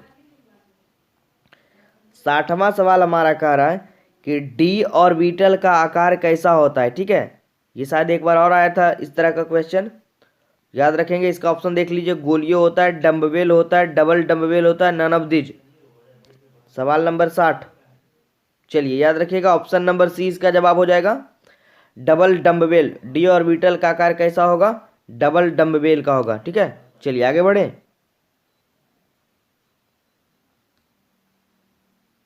आगे बढ़ते हैं, अभी और भी चलेंगे, थोड़ा लंबा क्लास को लेंगे। ठीक है, 70 तक कम से कम जाएंगे। 61वें सवाल की ओर बढ़ते हैं। सवाल नंबर 61 हमारा है कि संक्रमण तत्व को सामान्य इलेक्ट्रॉनिक विन्यास क्या होगा। बहुत ही अच्छा सवाल है, देखिए समझिएगा। ऑप्शन n-1 d पर पावर 5, n-1 d पर पावर 1-10, ठीक है, ns01 या OR स्क्वायर। ठीक है, ये देखिए थर्ड नंबर ऑप्शन दिख रहा होगा, n-1 d पर पावर 1-d ns1। ठीक है, या डी में नन ऑफ दिज। जवाब दीजिए सारे बच्चे, थोड़ा सा पेचीदा ऑप्शन लग रहा होगा लेकिन इसको पढ़कर जाना है। अच्छा सवाल है जी। संक्रमण तत्वों का सामान्य इलेक्ट्रॉनिक विन्यास आप लोग निकाल कर देख लीजिएगा। ठीक है, जवाब जानते हैं हम लोग, ऑप्शन नंबर बी ये वाला इसका राइट जवाब हो जाएगा। ठीक है, टिक कर लीजिए। आगे बढ़ते हैं 62 पे। 62 हमारा कह रहा है कि एक्टिनाइड श्रेणी में अधिकतम ऑक्सीकरण अवस्था दर्शाने वाला तत्व कौन सा होगा। ठीक है, एक्टिनाइड श्रेणी में कह रहा है, सवाल को समझिएगा उसके बाद जवाब दीजिएगा। ऑप्शन दिख रहा होगा AM, CM, BK या CF। जवाब दीजिए सारे बच्चे, बहुत ही अच्छा सवाल है। चलिए ऑप्शन नंबर ए, जिन जिन बच्चों को लग रहा है बिल्कुल ही सही है, AM इसका राइट जवाब हो जाएगा। एक्टिनाइड श्रेणी में अधिकतम ऑक्सीकरण अवस्था दर्शाने वाला तत्व AM कहलाता है। आगे बढ़ते हैं 63 पे। 63 हमारा कह रहा है K4FeCN6 में Fe का प्रसंस्करण क्या होता है। बहुत ही VVI कर लीजिए इसको, कई बार एग्जाम में बना है। ऑप्शन दिख रहा होगा DsP² sp3, D² sp3 या sp3 D²। जवाब दीजिए सारे बच्चे 63 का। ऑप्शन नंबर सी, जिन जिन बच्चों को लग रहा है बिल्कुल ही सही है। ठीक है, ऑप्शन सी टिक कर लीजिए, D² sp3 इसका जवाब होगा। आगे बढ़े चलिए 64 नंबर कह रहा है 64 कि निम्न में से कौन सा तत्व लिगेंड या चीलेट बनाता है। लिगेंड और चीलेट बनाता है, बहुत ही अच्छा सवाल है। ऑप्शन दिख रहा होगा एसीटेट, ऑक्सेलेट, साइनाइड या अमोनिया। बहुत ही अच्छा सवाल है ये। अभी जवाब को टिक करिए सारे बच्चे कि निम्न में से कौन सा लिगेंड चीलेट बनाता है। ठीक है, चलिए ऑप्शन बी, जिन जिन बच्चों को लग रहा है नहीं भी मालूम है टिक कर लीजिए, ऑक्सेलेट इसका सही जवाब होगा। बहुत सारे बच्चों ने सही जवाब टिक करा है। आगे बढ़ते हैं। ठीक है, ज़्यादा टाइम टेकिंग नहीं लेंगे और क्लास को जल्दी से समाप्त करेंगे, फिर अगले क्लास में मिलेंगे नेक्स्ट टॉपिक के साथ। 65वां नंबर सवाल देखिए। ठीक है, 70 नंबर तक आज हम लोग जाएंगे जी, अच्छे से कवर कर लीजिएगा सारे बच्चे। 65 हमारा कह रहा है निम्न में से कौन पारा चुंबकीय है। बहुत ही अच्छा सवाल है। ऑप्शन दिख रहा होगा Zn2+, Cu2+, Sc3+ या Mn2+। बहुत ही अच्छा सवाल है, बेहतरीन सवालों में से एक है 65। टिक करिए जवाब कि निम्न में से कौन पारा चुंबकीय है। चलिए बहुत अच्छा, ऑप्शन नंबर बी, जिनको लग रहा है Cu2+, वो बिल्कुल ही सही टिक कर रहे हैं। इसमें जो होगा पारा चुंबकीय वो Cu2+ होगा। ठीक है, आगे बढ़े चलिए 66 नंबर। 66 कह रहा है कि उदासीन लिगेंड का उदाहरण इन चारों में से कौन होगा। उदासीन लिगेंड का उदाहरण, ऑप्शन आपको दिख रहा है साइनाइड समूह, हाइड्रोजन समूह, नाइट्रो समूह या जल का अणु। इन चारों में से क्या होना चाहिए, टिक करिए जवाब को। उदासीन लिगेंड का उदाहरण कौन सा है चारों में से। बहुत ही अच्छा, बहुत ज़्यादातर बच्चों ने इसका जवाब सही ही दिया है। ठीक है, ऑप्शन नंबर सी, नाइट्रो समूह जो है उदासीन लिगेंड का एक एग्जाम्पल है। आगे बढ़ते हैं। ठीक है, चलिए 67 नंबर दिख रहा होगा सारे बच्चे को स्क्रीन पे सवाल। बहुत ही अच्छा सवाल है, एकदम समझ लीजिए उसके बाद जवाब दीजिएगा कि निम्न में से कौन ऋणात्मक लिगेंड है। ऊपर हम लोगों ने पढ़ा सिर्फ उदासीन लिगेंड, अब आगे हमारा सवाल ऋणात्मक लिगेंड। ऑप्शन हमारा है NH3COF या एथिलीन डाइएमीन। ठीक है, सवाल को अच्छे से समझिए उसके बाद जवाब दीजिएगा। 67 नंबर चलिए F डैश है जी ऑप्शन में। तो जवाब भी हमारा यही होगा। जिन जिन बच्चों को लग रहा है उनका बिल्कुल ही सही ऑप्शन नंबर सी हमारा राइट जवाब होगा। ठीक है, चलिए आगे बढ़ते। 68, निम्न में से हरा तोता कौन है? पीछे हम लोगों ने पढ़ा था पिछले पार्ट में नीला तोता, अब आ गया हमारा हरा तोता। ठीक है, चलिए बहुत ही अच्छा सवाल है। हरा तोता कौन है? ऑप्शन हमारा दिख रहा है FeSO4 into 7H2O, CuSO4 into 5H2O, CuSO4 into 2H2O या नन ऑफ दिस। तो ये हम लोगों ने शायद पढ़ा था नीला तोता, नहीं? याद करिए जी सारे बच्चे, इसको हम लोगों ने पढ़ा था जी नीला तोता। याद रखिएगा जिन बच्चों ने नहीं भी याद रखा था। CuSO4 इंटू 5H2O, तो ये तो हमारा ऑप्शन यहीं से छट गया, ये हमारा नीला तोता वाला हो गया था। तो इसका जवाब होगा 68 का ऑप्शन नंबर ए, FeSO4 इंटू 7H2O। ठीक है, तो 7H2O वाला हमारा हरा तोता होगा और वो FeSO4 से स्टार्टिंग होगा इसका। आगे बढ़ते हैं, सवाल नंबर 69 कह रहा है EDTA यानी इडटा का उप सहसंयोजन संख्या क्या होगा? बहुत ही अच्छा और छोटा सा सवाल है, एकदम एक बार देख भी लीजिएगा तो आपको याद हो जाएगा ये सवाल। कह रहा है इडटा का उप सहसंयोजन संख्या क्या होगा? ऑप्शन नंबर डी, याद कर लीजिए 6 होगा। ठीक है, चलिए और आज के अंतिम सवाल पे बढ़ते हैं। अंतिम सवाल भी बहुत ही अच्छा है, VVI लगा लीजिए, छोटा है लेकिन बहुत ही अच्छा सवाल है कि कॉपर पायराइट का सूत्र क्या होता है? देखिए कंफ्यूजन वाला ऑप्शन दिख रहा होगा, CuFeS होगा, CuFeS2 होगा, Cu2S होगा या Cu2FeS2 होगा। जवाब दीजिए सारे बच्चे, लास्ट सवाल आप लोग के लिए रहा। ठीक है, चलिए बहुत ही अच्छा, बहुत ज़्यादा बच्चों ने सही जवाब दिया इसका, ऑप्शन नंबर बी CuFeS2। ठीक है, कॉपर पायराइट का सूत्र होगा। ठीक है, चलिए तो रहने देते हैं, आज की इस क्लास में इतना ही। फिर अगले क्लास में हम लोग मिलेंगे तो कम से कम इसके 100वें प्रश्न तक जरूर कवर करेंगे और हमारा ये टॉपिक धीरे धीरे समाप्त हो जाएगा। ठीक है, तो आप लोग एकदम आराम आराम से पढ़िए, एग्जाम आपका नज़दीक है, अच्छे से रिवीजन करिए घर पे बैठकर। ठीक है, और एकदम क्लियर करते जाइए सारा टॉपिक। तो फिर मिलते हैं अगले क्लास में नेक्स्ट टॉपिक के साथ। ठीक है, बस बने रहिए आप लोग ड्रीम क्लासेस पे, और चैनल को सब्सक्राइब जिन बच्चों ने नहीं करा है जी सब्सक्राइब कर लीजिए। हेल्पलाइन नंबर भी दिख रहा होगा आपको स्क्रीन पे, वहाँ पर भी आप हमें कॉल करके या व्हाट्सएप करके हमारी मदद ले सकते हैं। ठीक है, चलिए मिलते हैं अगले क्लास में। हेलो स्टूडेंट्स, कैसे हैं आप लोग? तो चलिए आज की इस क्लास को स्टार्ट करते हैं हम लोग। आज की ये क्लास हमारी काफ़ी शानदार होने वाली है, तो सभी बच्चे जल्दी से जुड़ जाइए क्लास से, क्योंकि आज हम लोग पढ़ने वाले हैं जो हमारा केमिस्ट्री का चल रहा था 500 ऑब्जेक्टिव के सीरीज वाला, उसके अगले टॉपिक को आज हम लोग कवर करेंगे। ठीक है, तो चलिए सभी बच्चे जल्दी से जुड़ जाइए और क्लास को अटेंड कर लीजिए। तो आज की इस क्लास में हम लोग फिर से लगभग 20 से 30 वैसे प्रश्नों को कवर करेंगे जो कि इस बार बोर्ड एग्जाम के लिए काफ़ी इंपॉर्टेंट साबित होने वाली है।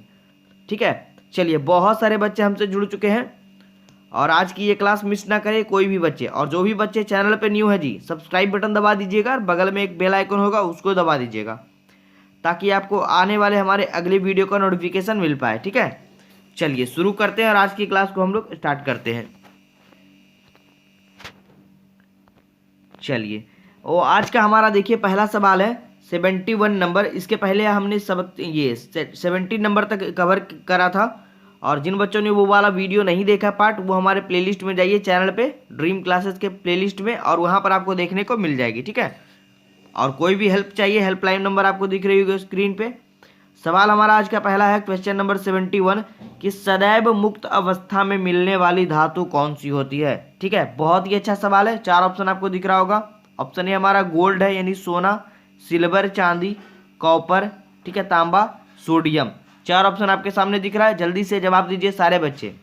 ठीक है, सदैव मुक्त अवस्था में मिलने वाली धातु, इन चारों ऑप्शनों में से कौन सी ऐसी धातु है जो सदैव मतलब हमेशा मुक्त अवस्था में पाई जाती है? ठीक है, बहुत ही अच्छा, बहुत सारे बच्चों ने सही जवाब दिया है इसका। ऑप्शन नंबर ए गोल्ड, ठीक है, यानी सोना जो है वो सदैव मुक्त अवस्था में मिलने वाली धातु होती है। जिन बच्चों को मालूम नहीं है वो अच्छे से टिक कर लीजिए, याद कर लीजिए। ठीक है, चलिए आगे बढ़ते हैं। देखिए अगला सवाल आ गया जी हमारा, जिसका हमने पीछे भी ट्रिक पढ़ा था हमने, पीतल किसका मिश्र धातु है या मिश्रण है? हमने पीछे पढ़ा था एक ट्रिक हमने अपना पिताजी वाला, याद करिए सारे बच्चे। तो पिताजी में हम लोगों ने क्या पढ़ा था, पी से पीतल, त से तांबा और जस्ता, और तांबा को ही हम लोग कॉपर जानते हैं और जस्ता को जेडन जिंक जानते हैं। ठीक है, क्लियर है। तो हमारा ऑप्शन क्या हो जाएगा, 4 ऑप्शन दिख रहा है आपको, एल प्लस जेडन यानी एल्यूमिनियम और zinc, C U plus L N यानी कॉपर और एल्यूमिनियम, और जेडन प्लस एन आई और A C U plus Jadon.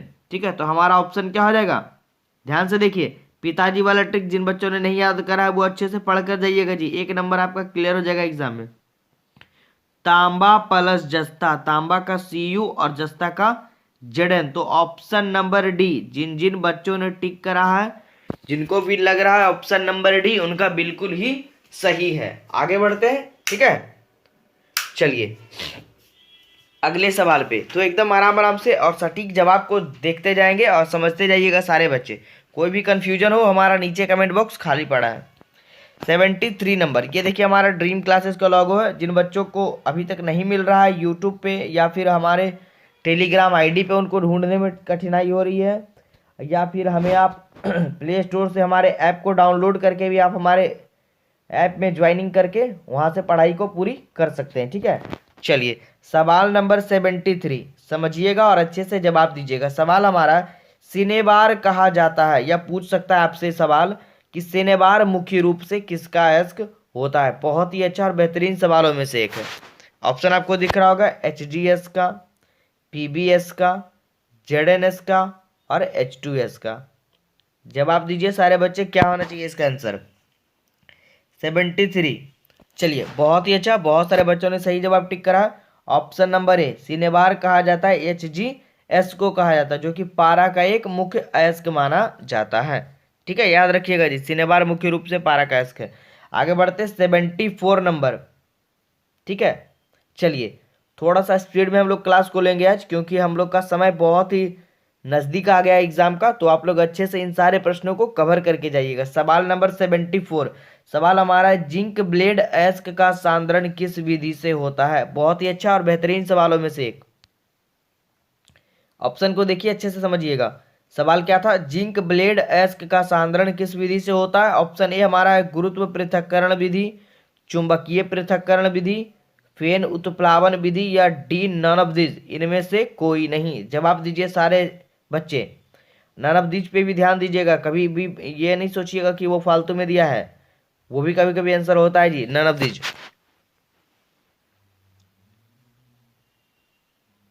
चलिए बहुत ही अच्छा, जान लेते हैं इसका जवाब। इसका जवाब होगा ऑप्शन नंबर सी, फेन उत्प्लावन विधि या फेन प्लवन विधि भी कह सकते हैं। जिंक ब्लेड अयस्क का सांद्रण जो है वो फेन उत्प्लावन विधि द्वारा किया जाता है। ऑप्शन सी टिक कर लीजिए सारे बच्चे। बढ़ते हैं आगे, चलिए 75, ये देखिए बहुत ही अच्छा और बेहतरीन सवाल आ गया ये 75।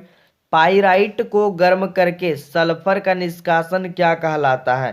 ठीक है, पाइराइट को गर्म करके सल्फर का निष्कासन करने की प्रक्रिया क्या कहलाएगी। ऑप्शन हमारे सामने है, प्रगलन कहलाएगी, निस्तापन कहलाएगी, द्रवीकरण कहलाएगी, या भर्जन। ठीक है, 4 ऑप्शन है, आपको टिक करना है 75 का।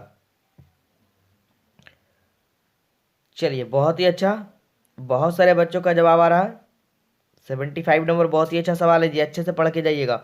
ऑप्शन नंबर डी, जिन जिन बच्चों को लग रहा है बिल्कुल ही सही है, पाइराइट को गर्म करके सल्फर का निष्कासन भर्जन कहलाएगा। याद रखिएगा सारे बच्चे, ठीक है। चलिए आगे बढ़ते हैं 76 की ओर। अब ये देखिए आ गया कन्फ्यूजन वाला क्वेश्चन, तो इसमें बच्चे ज़्यादा दिमाग नहीं लगाइएगा, एकदम सोच समझ कर जवाब दीजिएगा। देखिए सवाल हमारा है, समुद्री जल में पाए जाने वाला तत्व कौन सा है। बहुत ही अच्छा और बेहतरीन सवालों में से एक। देखिए सवाल क्या है, कौन सा तत्व है, ठीक है, पाए जाने वाला तत्व कौन सा। ऑप्शन आपको दिख रहा होगा, magnesium, sodium, iodine, none of this. तो देखिए बहुत सारे बच्चे इसमें आयोडीन को भी टिक कर सकते हैं, मैग्नीशियम को भी टिक कर सकते हैं, और बहुत सारे बच्चे सोडियम को टिक करेंगे। तो यहाँ पे ध्यान रखिएगा, जैसे ही सवाल आए तो ये हमेशा याद रखिएगा, समुद्री जल में जो है वो सोडियम तत्व पाया जाता है। ठीक है, चलिए ठीक है, याद रखिएगा। आगे बढ़ते हैं 77। अगर 76 में किसी बच्चों को डाउट हो तो वो हमें व्हाट्सएप करके कमेंट बॉक्स में ज़रूर बताइएगा, ठीक है। चलिए अगला सवाल एकदम इजी सा सवाल आ गया, सभी बच्चे को मालूम होगा इसका जवाब, लेकिन फिर भी हम लोग पढ़ेंगे कि अयस्क में उपस्थित अशुद्धि को क्या कहते हैं। एकदम स्टार्टिंग से बच्चा वाला क्वेश्चन आ गया जी, जवाब दीजिए सारे बच्चे। अयस्क में उपस्थित अशुद्धि को बिना ऑप्शन पढ़े ही मार देंगे, इसको गैंग कहेंगे, ठीक है। 77 का बी नंबर, ऑप्शन पढ़ने की जरूरत भी नहीं है, इजी था। आगे बढ़े, चलिए आगे बढ़ते हैं। 78 सवाल हमारा है, सल्फाइड अयस्क के सांद्रण की विधि क्या होगी। देखिए अब ऑप्शन, क्वेश्चन सेम है, बस ऑप्शन में थोड़ा सा डिफरेंस है। समझिएगा सवाल को, फिर जवाब अपने आप आपके पास आ जाएगा। अभी पीछे भी ये सवाल था, ठीक है, आप लोगों ने देखा नहीं होगा ध्यान से। सल्फाइड अयस्क के सांद्रण की विधि क्या है, ऑप्शन समझिए। हमने इसका आंसर पीछे पढ़ा, फेन प्लवन विधि, फेन उत्प्लावन या फेन प्लवन पढ़ा, ठीक है। अब यहां पर समझिए ऑप्शन में, ऑप्शन में आपको दिख रहा होगा एक झाग प्लवन, भर्जन, वैद्युत अपघटन या बेसेमरीकरण। तो जवाब हमारा हो जाएगा ऑप्शन नंबर ए, फेन या झाग दोनों एक ही का, एक दूसरे का अलग अलग रूप है।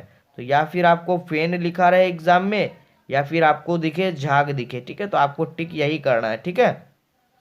आगे बढ़े, चलिए अब देखिए ये भी आ गया 79 नंबर, अच्छा सवाल है, अच्छे से पढ़िएगा। कॉपर पाइराइट अयस्क है किसका, कॉपर पाइराइट किसका अयस्क है, एफ यानी लोहे का, यानी सोडियम का, एल्यूमिनियम का, या Cu कॉपर का। जवाब दीजिए सारे बच्चे, कॉपर पाइराइट किसका अयस्क है। 79, ठीक है। चलिए बहुत ही अच्छा, बहुत सारे बच्चों का जवाब आ रहा है, ऑप्शन नंबर डी बिल्कुल सही है, तांबा का। क्योंकि देखिए कॉपर Cu, यहाँ भी कॉपर, सवाल में भी आंसर छिपा है। आगे बढ़ते 80 नंबर पे। 80वां नंबर हमारा क्वेश्चन है, क्वेश्चन नंबर 80 कि फफोलेदार तांबा क्या है। बहुत ही अच्छा सवाल है और थोड़ा सा यूनिक सवाल है। फफोलेदार तांबा क्या है, ऑप्शन देखिए बहुत ही अच्छा है, अशुद्ध कॉपर है, कॉपर मिश्र धातु है, शुद्ध कॉपर है, या 1% अशुद्धियों वाला कॉपर है। जवाब दीजिए सारे बच्चे, फफोलेदार तांबा क्या है जी, ठीक है। चलिए ऑप्शन नंबर डी, जिन जिन बच्चों को लग रहा है 1% अशुद्धियों वाला कॉपर को फफोलेदार तांबा कहा जाता है, याद रखिएगा, ठीक है। चलिए आगे बढ़ते 81वें सवाल पे। 81वां सवाल हमारा है कि गैंग और फ्लस्क मिलकर क्या बनते हैं। बहुत ही अच्छा और बेहतरीन सवाल है, छोटा सा लेकिन बहुत ही अच्छा सवाल है। गैंग और फ्लस्क मिलकर क्या बनता है या क्या बनाते हैं। ऑप्शन आपको दिख रहा होगा, स्लैग बनाते हैं, अयस्क बनाते हैं, खनिज बनाते हैं, या ननबदिज, इनमें से कोई नहीं। जवाब दीजिए 81 का। चलिए बहुत ही अच्छा, बहुत सारे बच्चों ने टिक करा इसका जवाब, ऑप्शन नंबर सी बिल्कुल ही सही है जी, गैंग और फ्लस्क मिलकर खनिज का निर्माण करेंगे, ठीक है। आगे बढ़ते 82वें नंबर सवाल पे। हमारा सवाल कह रहा है, विद्युत विच्छेदन विधि द्वारा शुद्ध किया जाता है। बहुत ही अच्छा सवाल ये भी है, विद्युत विच्छेदन विधि द्वारा क्या शुद्ध किया जाता है। ऑप्शन हमारा है Pb शुद्ध किया जाता है, सी शुद्ध किया जाता है, Cu कॉपर, या Si सिलिकॉन। जवाब दीजिए सारे बच्चे, विद्युत विच्छेदन विधि द्वारा इन चारों ऑप्शनों में से क्या शुद्ध किया जाता है, किसका शुद्धिकरण किया जाता है विद्युत विच्छेदन विधि द्वारा। ऑप्शन नंबर सी, कॉपर यानी तांबे का शुद्धिकरण किया जाता है, याद रखिएगा, विद्युत विच्छेदन विधि द्वारा। आगे बढ़े, अगला सवाल काफी अच्छा और नॉलेज वाला सवाल है कि आग बुझाने के उपयोग में लाने वाला पदार्थ क्या होता है। ऑप्शन देखिए, CHCl3 होता है, CCl4 होता है, C2H5O C2H5 होता है, या C2H5OH होता है, ठीक है। क्या होगा जवाब, सारे बच्चे दीजिए इसका, 83 का। बहुत ही अच्छा सवाल है। ऑप्शन बी जिन बच्चों को लग रहा है बिल्कुल ही सही है जी, CCl4 का उपयोग आग बुझाने के उपयोग में लाने वाले पदार्थ के रूप में हम लोग करते हैं, ठीक है। चलिए आगे बढ़ते 84 नंबर की ओर। बहुत ही अच्छा सवाल यह भी है। सवाल हमारा ये है कि सदैव मुक्त अवस्था में मिलने वाली धातु क्या है। अभी ऊपर भी हम लोगों ने शायद ये प्रश्न पढ़ा था, लगता है ये रिपीट हो गया, फिर भी पढ़ेंगे अच्छे से और कवर करके जाएंगे। हमारा सवाल है, सदैव मुक्त अवस्था में मिलने वाली धातु गोल्ड होगा, सिल्वर होगा, कॉपर होगा, सोडियम होगा। जवाब दीजिए सारे बच्चे। बहुत ही अच्छा, इसका आंसर ऊपर भी हम लोगों ने पढ़ा था जी, गोल्ड होगा। सदैव मुक्त अवस्था में सोना पाया जाता है, ठीक है, मुक्त अवस्था में सोना पाया जाता है धातु। अगला सवाल, अपेटाइट। अपेटाइट, देखिए समझिए सवाल को, अपेटाइट किसका अयस्क है? अभी आया था सिनेबार, पारा का हम लोगों ने पढ़ा था। अब आ गया अपेटाइट। ऑप्शन हमारा है फ्लोरीन का, क्लोरीन का, ब्रोमीन का, आयोडीन का। जवाब दीजिए 85 नंबर का। अपेटाइट किसका अयस्क है? बहुत ही अच्छा सवाल है यह भी। चलिए जवाब हो जाएगा ऑप्शन नंबर ए, फ्लोरीन का। अपेटाइट जो है वो फ्लोरीन का अयस्क होगा। आगे बढ़े, चलिए 86 नंबर प्रश्न हम लोगों ने एक बार पढ़ा था, पिछले पार्ट में ही पढ़ा था इस टाइप का प्रश्न, तो याद होगा बहुत सारे बच्चों को कि दूध एक उदाहरण है। इसको विवेक करके जाइएगा, इस बार बोर्ड एग्जाम के लिए काफी महत्वपूर्ण है कि दूध एक किसका उदाहरण है? जल का उदाहरण है, सॉल का उदाहरण है, पायस का उदाहरण है, निलंबन का उदाहरण है। ये ऑप्शन ए हमारा था, जेल का।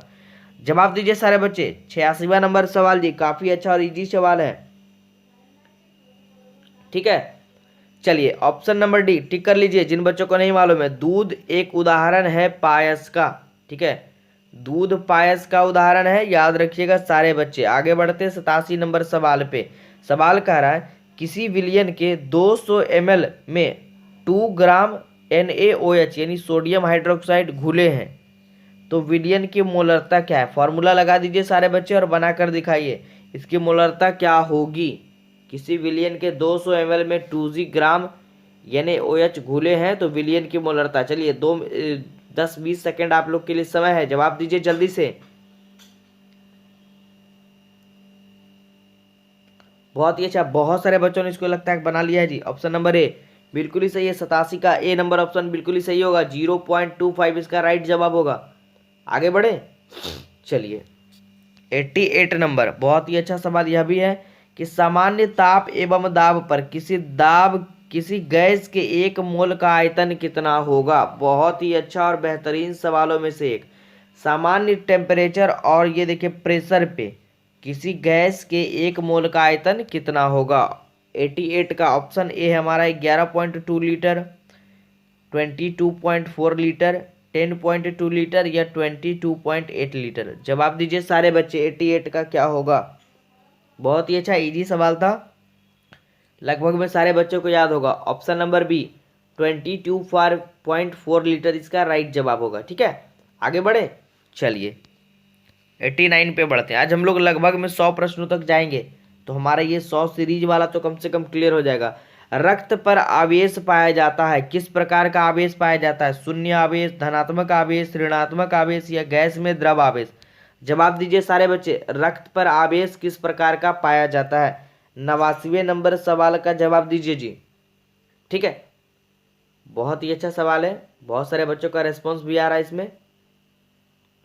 चलिए बहुत सारे बच्चे धनात्मक लगा रहे हैं, बिल्कुल ही गलत है जी, धनात्मक कभी नहीं होगा, ठीक है। चलिए ऑप्शन नंबर बी टिक कर लीजिए सारे बच्चे, रक्त पर आवेश ऋणात्मक यानी निगेटिव होता है, ठीक है।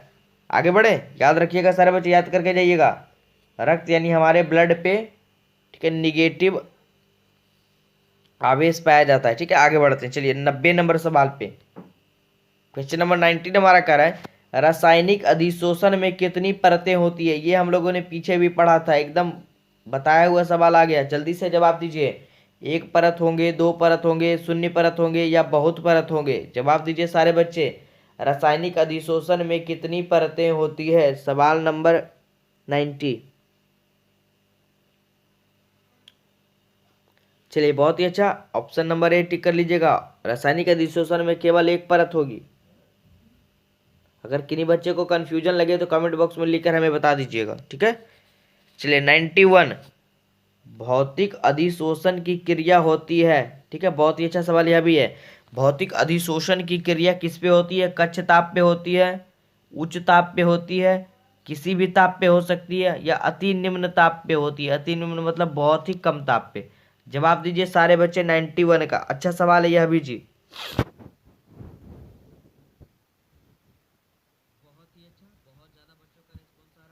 ऑप्शन नंबर ए टिक कर लीजिएगा, कक्ष ताप पे होगा इसका जवाब।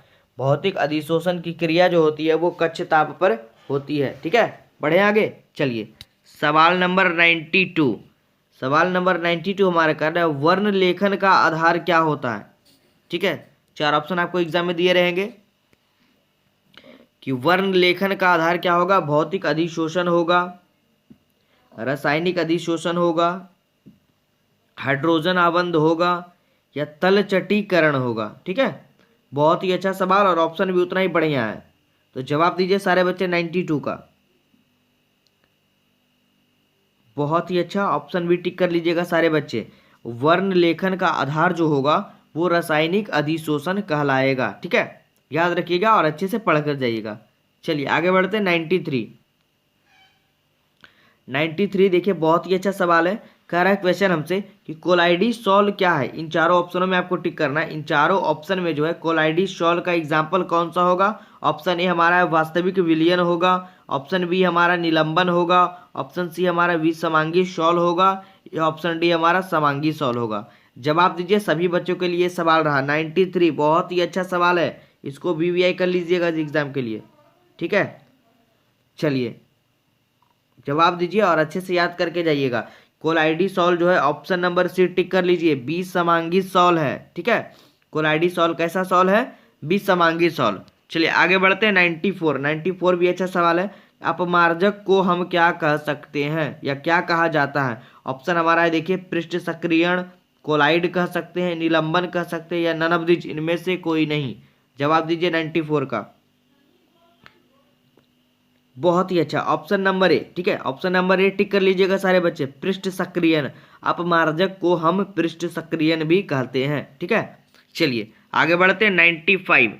95 हमारा कह रहा है कि निम्न में से सबसे प्रबल लिविस अम्ल कौन सा है। ठीक है, इन चारों ऑप्शन में ही टिक करना है, सबसे प्रबल लिविस अम्ल। ठीक है, ऑप्शन हमारा है BF3 होगा, ऑप्शन बी हमारा BCl3 होगा, ऑप्शन सी हमारा BbR3 होगा, ऑप्शन डी हमारा BI3 होगा। जवाब दीजिए सारे बच्चे 95 का। बहुत ही अच्छा, बहुत ज्यादा रिस्पॉन्स आ रहा बच्चों का। ऑप्शन नंबर डी टिक कर लीजिए जी सारे बच्चे, BI3 इसका राइट जवाब होगा। निम्न में से सबसे प्रबल लिविस अम्ल कौन सा है, BI3। आगे बढ़े, चलिए 96 पे बढ़ते हैं। सवाल नंबर 96 कह रहा है शीत कक्ष प्रक्रम में, शीत कक्ष प्रक्रम में प्रयुक्त उत्प्रेरक होता है। शीत कक्ष प्रक्रम में प्रयुक्त उत्प्रेरक क्या होता है, N2O होता है, MnO2 होता है, H2SO4 होता है, या HNO3 होता है। जवाब दीजिए सारे बच्चे, बहुत ही अच्छा सवाल है। ठीक है, चलिए ऑप्शन नंबर ए, जिन जिन बच्चों को लग रहा है बिल्कुल ही सही है, शीत कक्ष प्रक्रम में प्रयुक्त उत्प्रेरक क्या होता है, N2O होता है। ठीक है, चलिए याद रखिएगा। आगे बढ़ते हैं सवाल नंबर 97। 97 सवाल हम पढ़ते हैं और इसका जवाब हम लोग जानेंगे। ठीक है, सवाल को समझिए पहले। टाइलिन नामक एंजाइम का स्रोत क्या है। बहुत ही अच्छा सवाल है। टाइलिन नामक एंजाइम का स्रोत क्या होगा। ऑप्शन हमारे सामने है, आंत होगा, अमाशय होगा, जीव का लार होगा, या अग्नाशय होगा। ठीक है, सवाल को समझिए और जवाब दीजिए सारे बच्चे। बहुत ही अच्छा सवाल है। टाइलिन नामक एंजाइम का स्रोत क्या होगा। बहुत ही अच्छा, जिन जिन बच्चों ने ऑप्शन सी को टिक करा है याद रखिएगा, जीव का लार बिल्कुल ही सही होगा। तो हमारे लार में टाइलिन नाम का एंजाइम भी पाया जाता है, याद रखिएगा। बहुत ही अच्छा सवाल है, पूछता है जी एग्जाम में। आगे बढ़ते हैं 98 नंबर सवाल पे। 98 कह रहा है एक फैराडे होता है कितने कूलॉम्ब के बराबर। ठीक है, एक फैराडे होता है, ये देखिए 69,500 कूलॉम्ब के बराबर, 96,500 कूलॉम्ब के बराबर, 96,500 कूलॉम्ब लगभग के बराबर, या डी नन ऑफ दिस। इस तरह के ऑप्शन भी आपको एग्जाम में फंसाने के लिए देगा, लगभग वाला। तो एकदम घबराना नहीं है, एकदम सटीक सा जवाब याद करके जाना है। एक फैराडे बराबर जो होगा हमारा जवाब होगा 98 का। ऑप्शन नंबर सी ही टिक करना है, क्योंकि लगभग में देगा, कहीं एक्यूरेट आंसर इसका नहीं देगा। तो टिक करना है 96,500 कूलॉम्ब लगभग। अगर आपको ये ऑप्शन एग्जाम में नहीं दिखे तो आपको ये वाला टिक करके चले आना है। क्लियर है, चलिए अब अगला सवाल 99 पे समझिए। विशिष्ट प्रतिरोध का एसआई मात्रक क्या होगा। बहुत ही अच्छा सवाल है 99। ऑप्शन को समझिए, ओम इनवर्स होगा, ओम इनवर्स सेंटीमीटर इनवर्स होगा, ओम सेंटीमीटर होगा या ओम सेंटीमीटर इनवर्स होगा? जवाब दीजिए सारे बच्चे। विशिष्ट प्रतिरोध की इकाई क्या होगी? 99। जवाब टिक कर लीजिए option number B, ohm inverse centimetre inverse होगा। ठीक है, चलिए आगे बढ़ते हैं और आज के अंतिम सवाल पे। बहुत ही अच्छा सवाल ये है, H2SO4 है। ठीक है, बहुत ही बेहतरीन सवाल है। H2SO4 यानी सल्फ्यूरिक अम्ल। ठीक है, क्या होगा? ऑप्शन आपके सामने दिख रहा है, अम्ल होगा, भस्म होगा, क्षार होगा, लवण होगा। जवाब दीजिए सारे बच्चे, H2SO4 क्या होगा? ऑप्शन नंबर ए टिक कर लीजिए जिन जिन बच्चों को लग रहा है अम्ल, इसका बिल्कुल ही सही जवाब होगा। H2SO4 क्या होगा? अम्ल होगा। ठीक है, चलिए तो आज के इस क्लास में हम लोग इतना ही रहने देते हैं, फिर अगले क्लास में मिलेंगे अगले पार्ट में। ठीक है, तो बने रहिएगा बस ड्रीम क्लासेस पे, और इसी तरह से हमारे वीडियोस को शेयर करिएगा, क्योंकि आपका एग्ज़ाम नज़दीक आ रहा है। तो ज़्यादा से ज़्यादा अपने भाई बहनों के पास इसको शेयर कर दीजिए जो भी इस बार बोर्ड एग्जाम में प्रवेश करने वाले हैं। ठीक है, चलिए रहने देते हैं, मिलते हैं फिर अगले क्लास में नेक्स्ट पार्ट से। ठीक है, चलिए।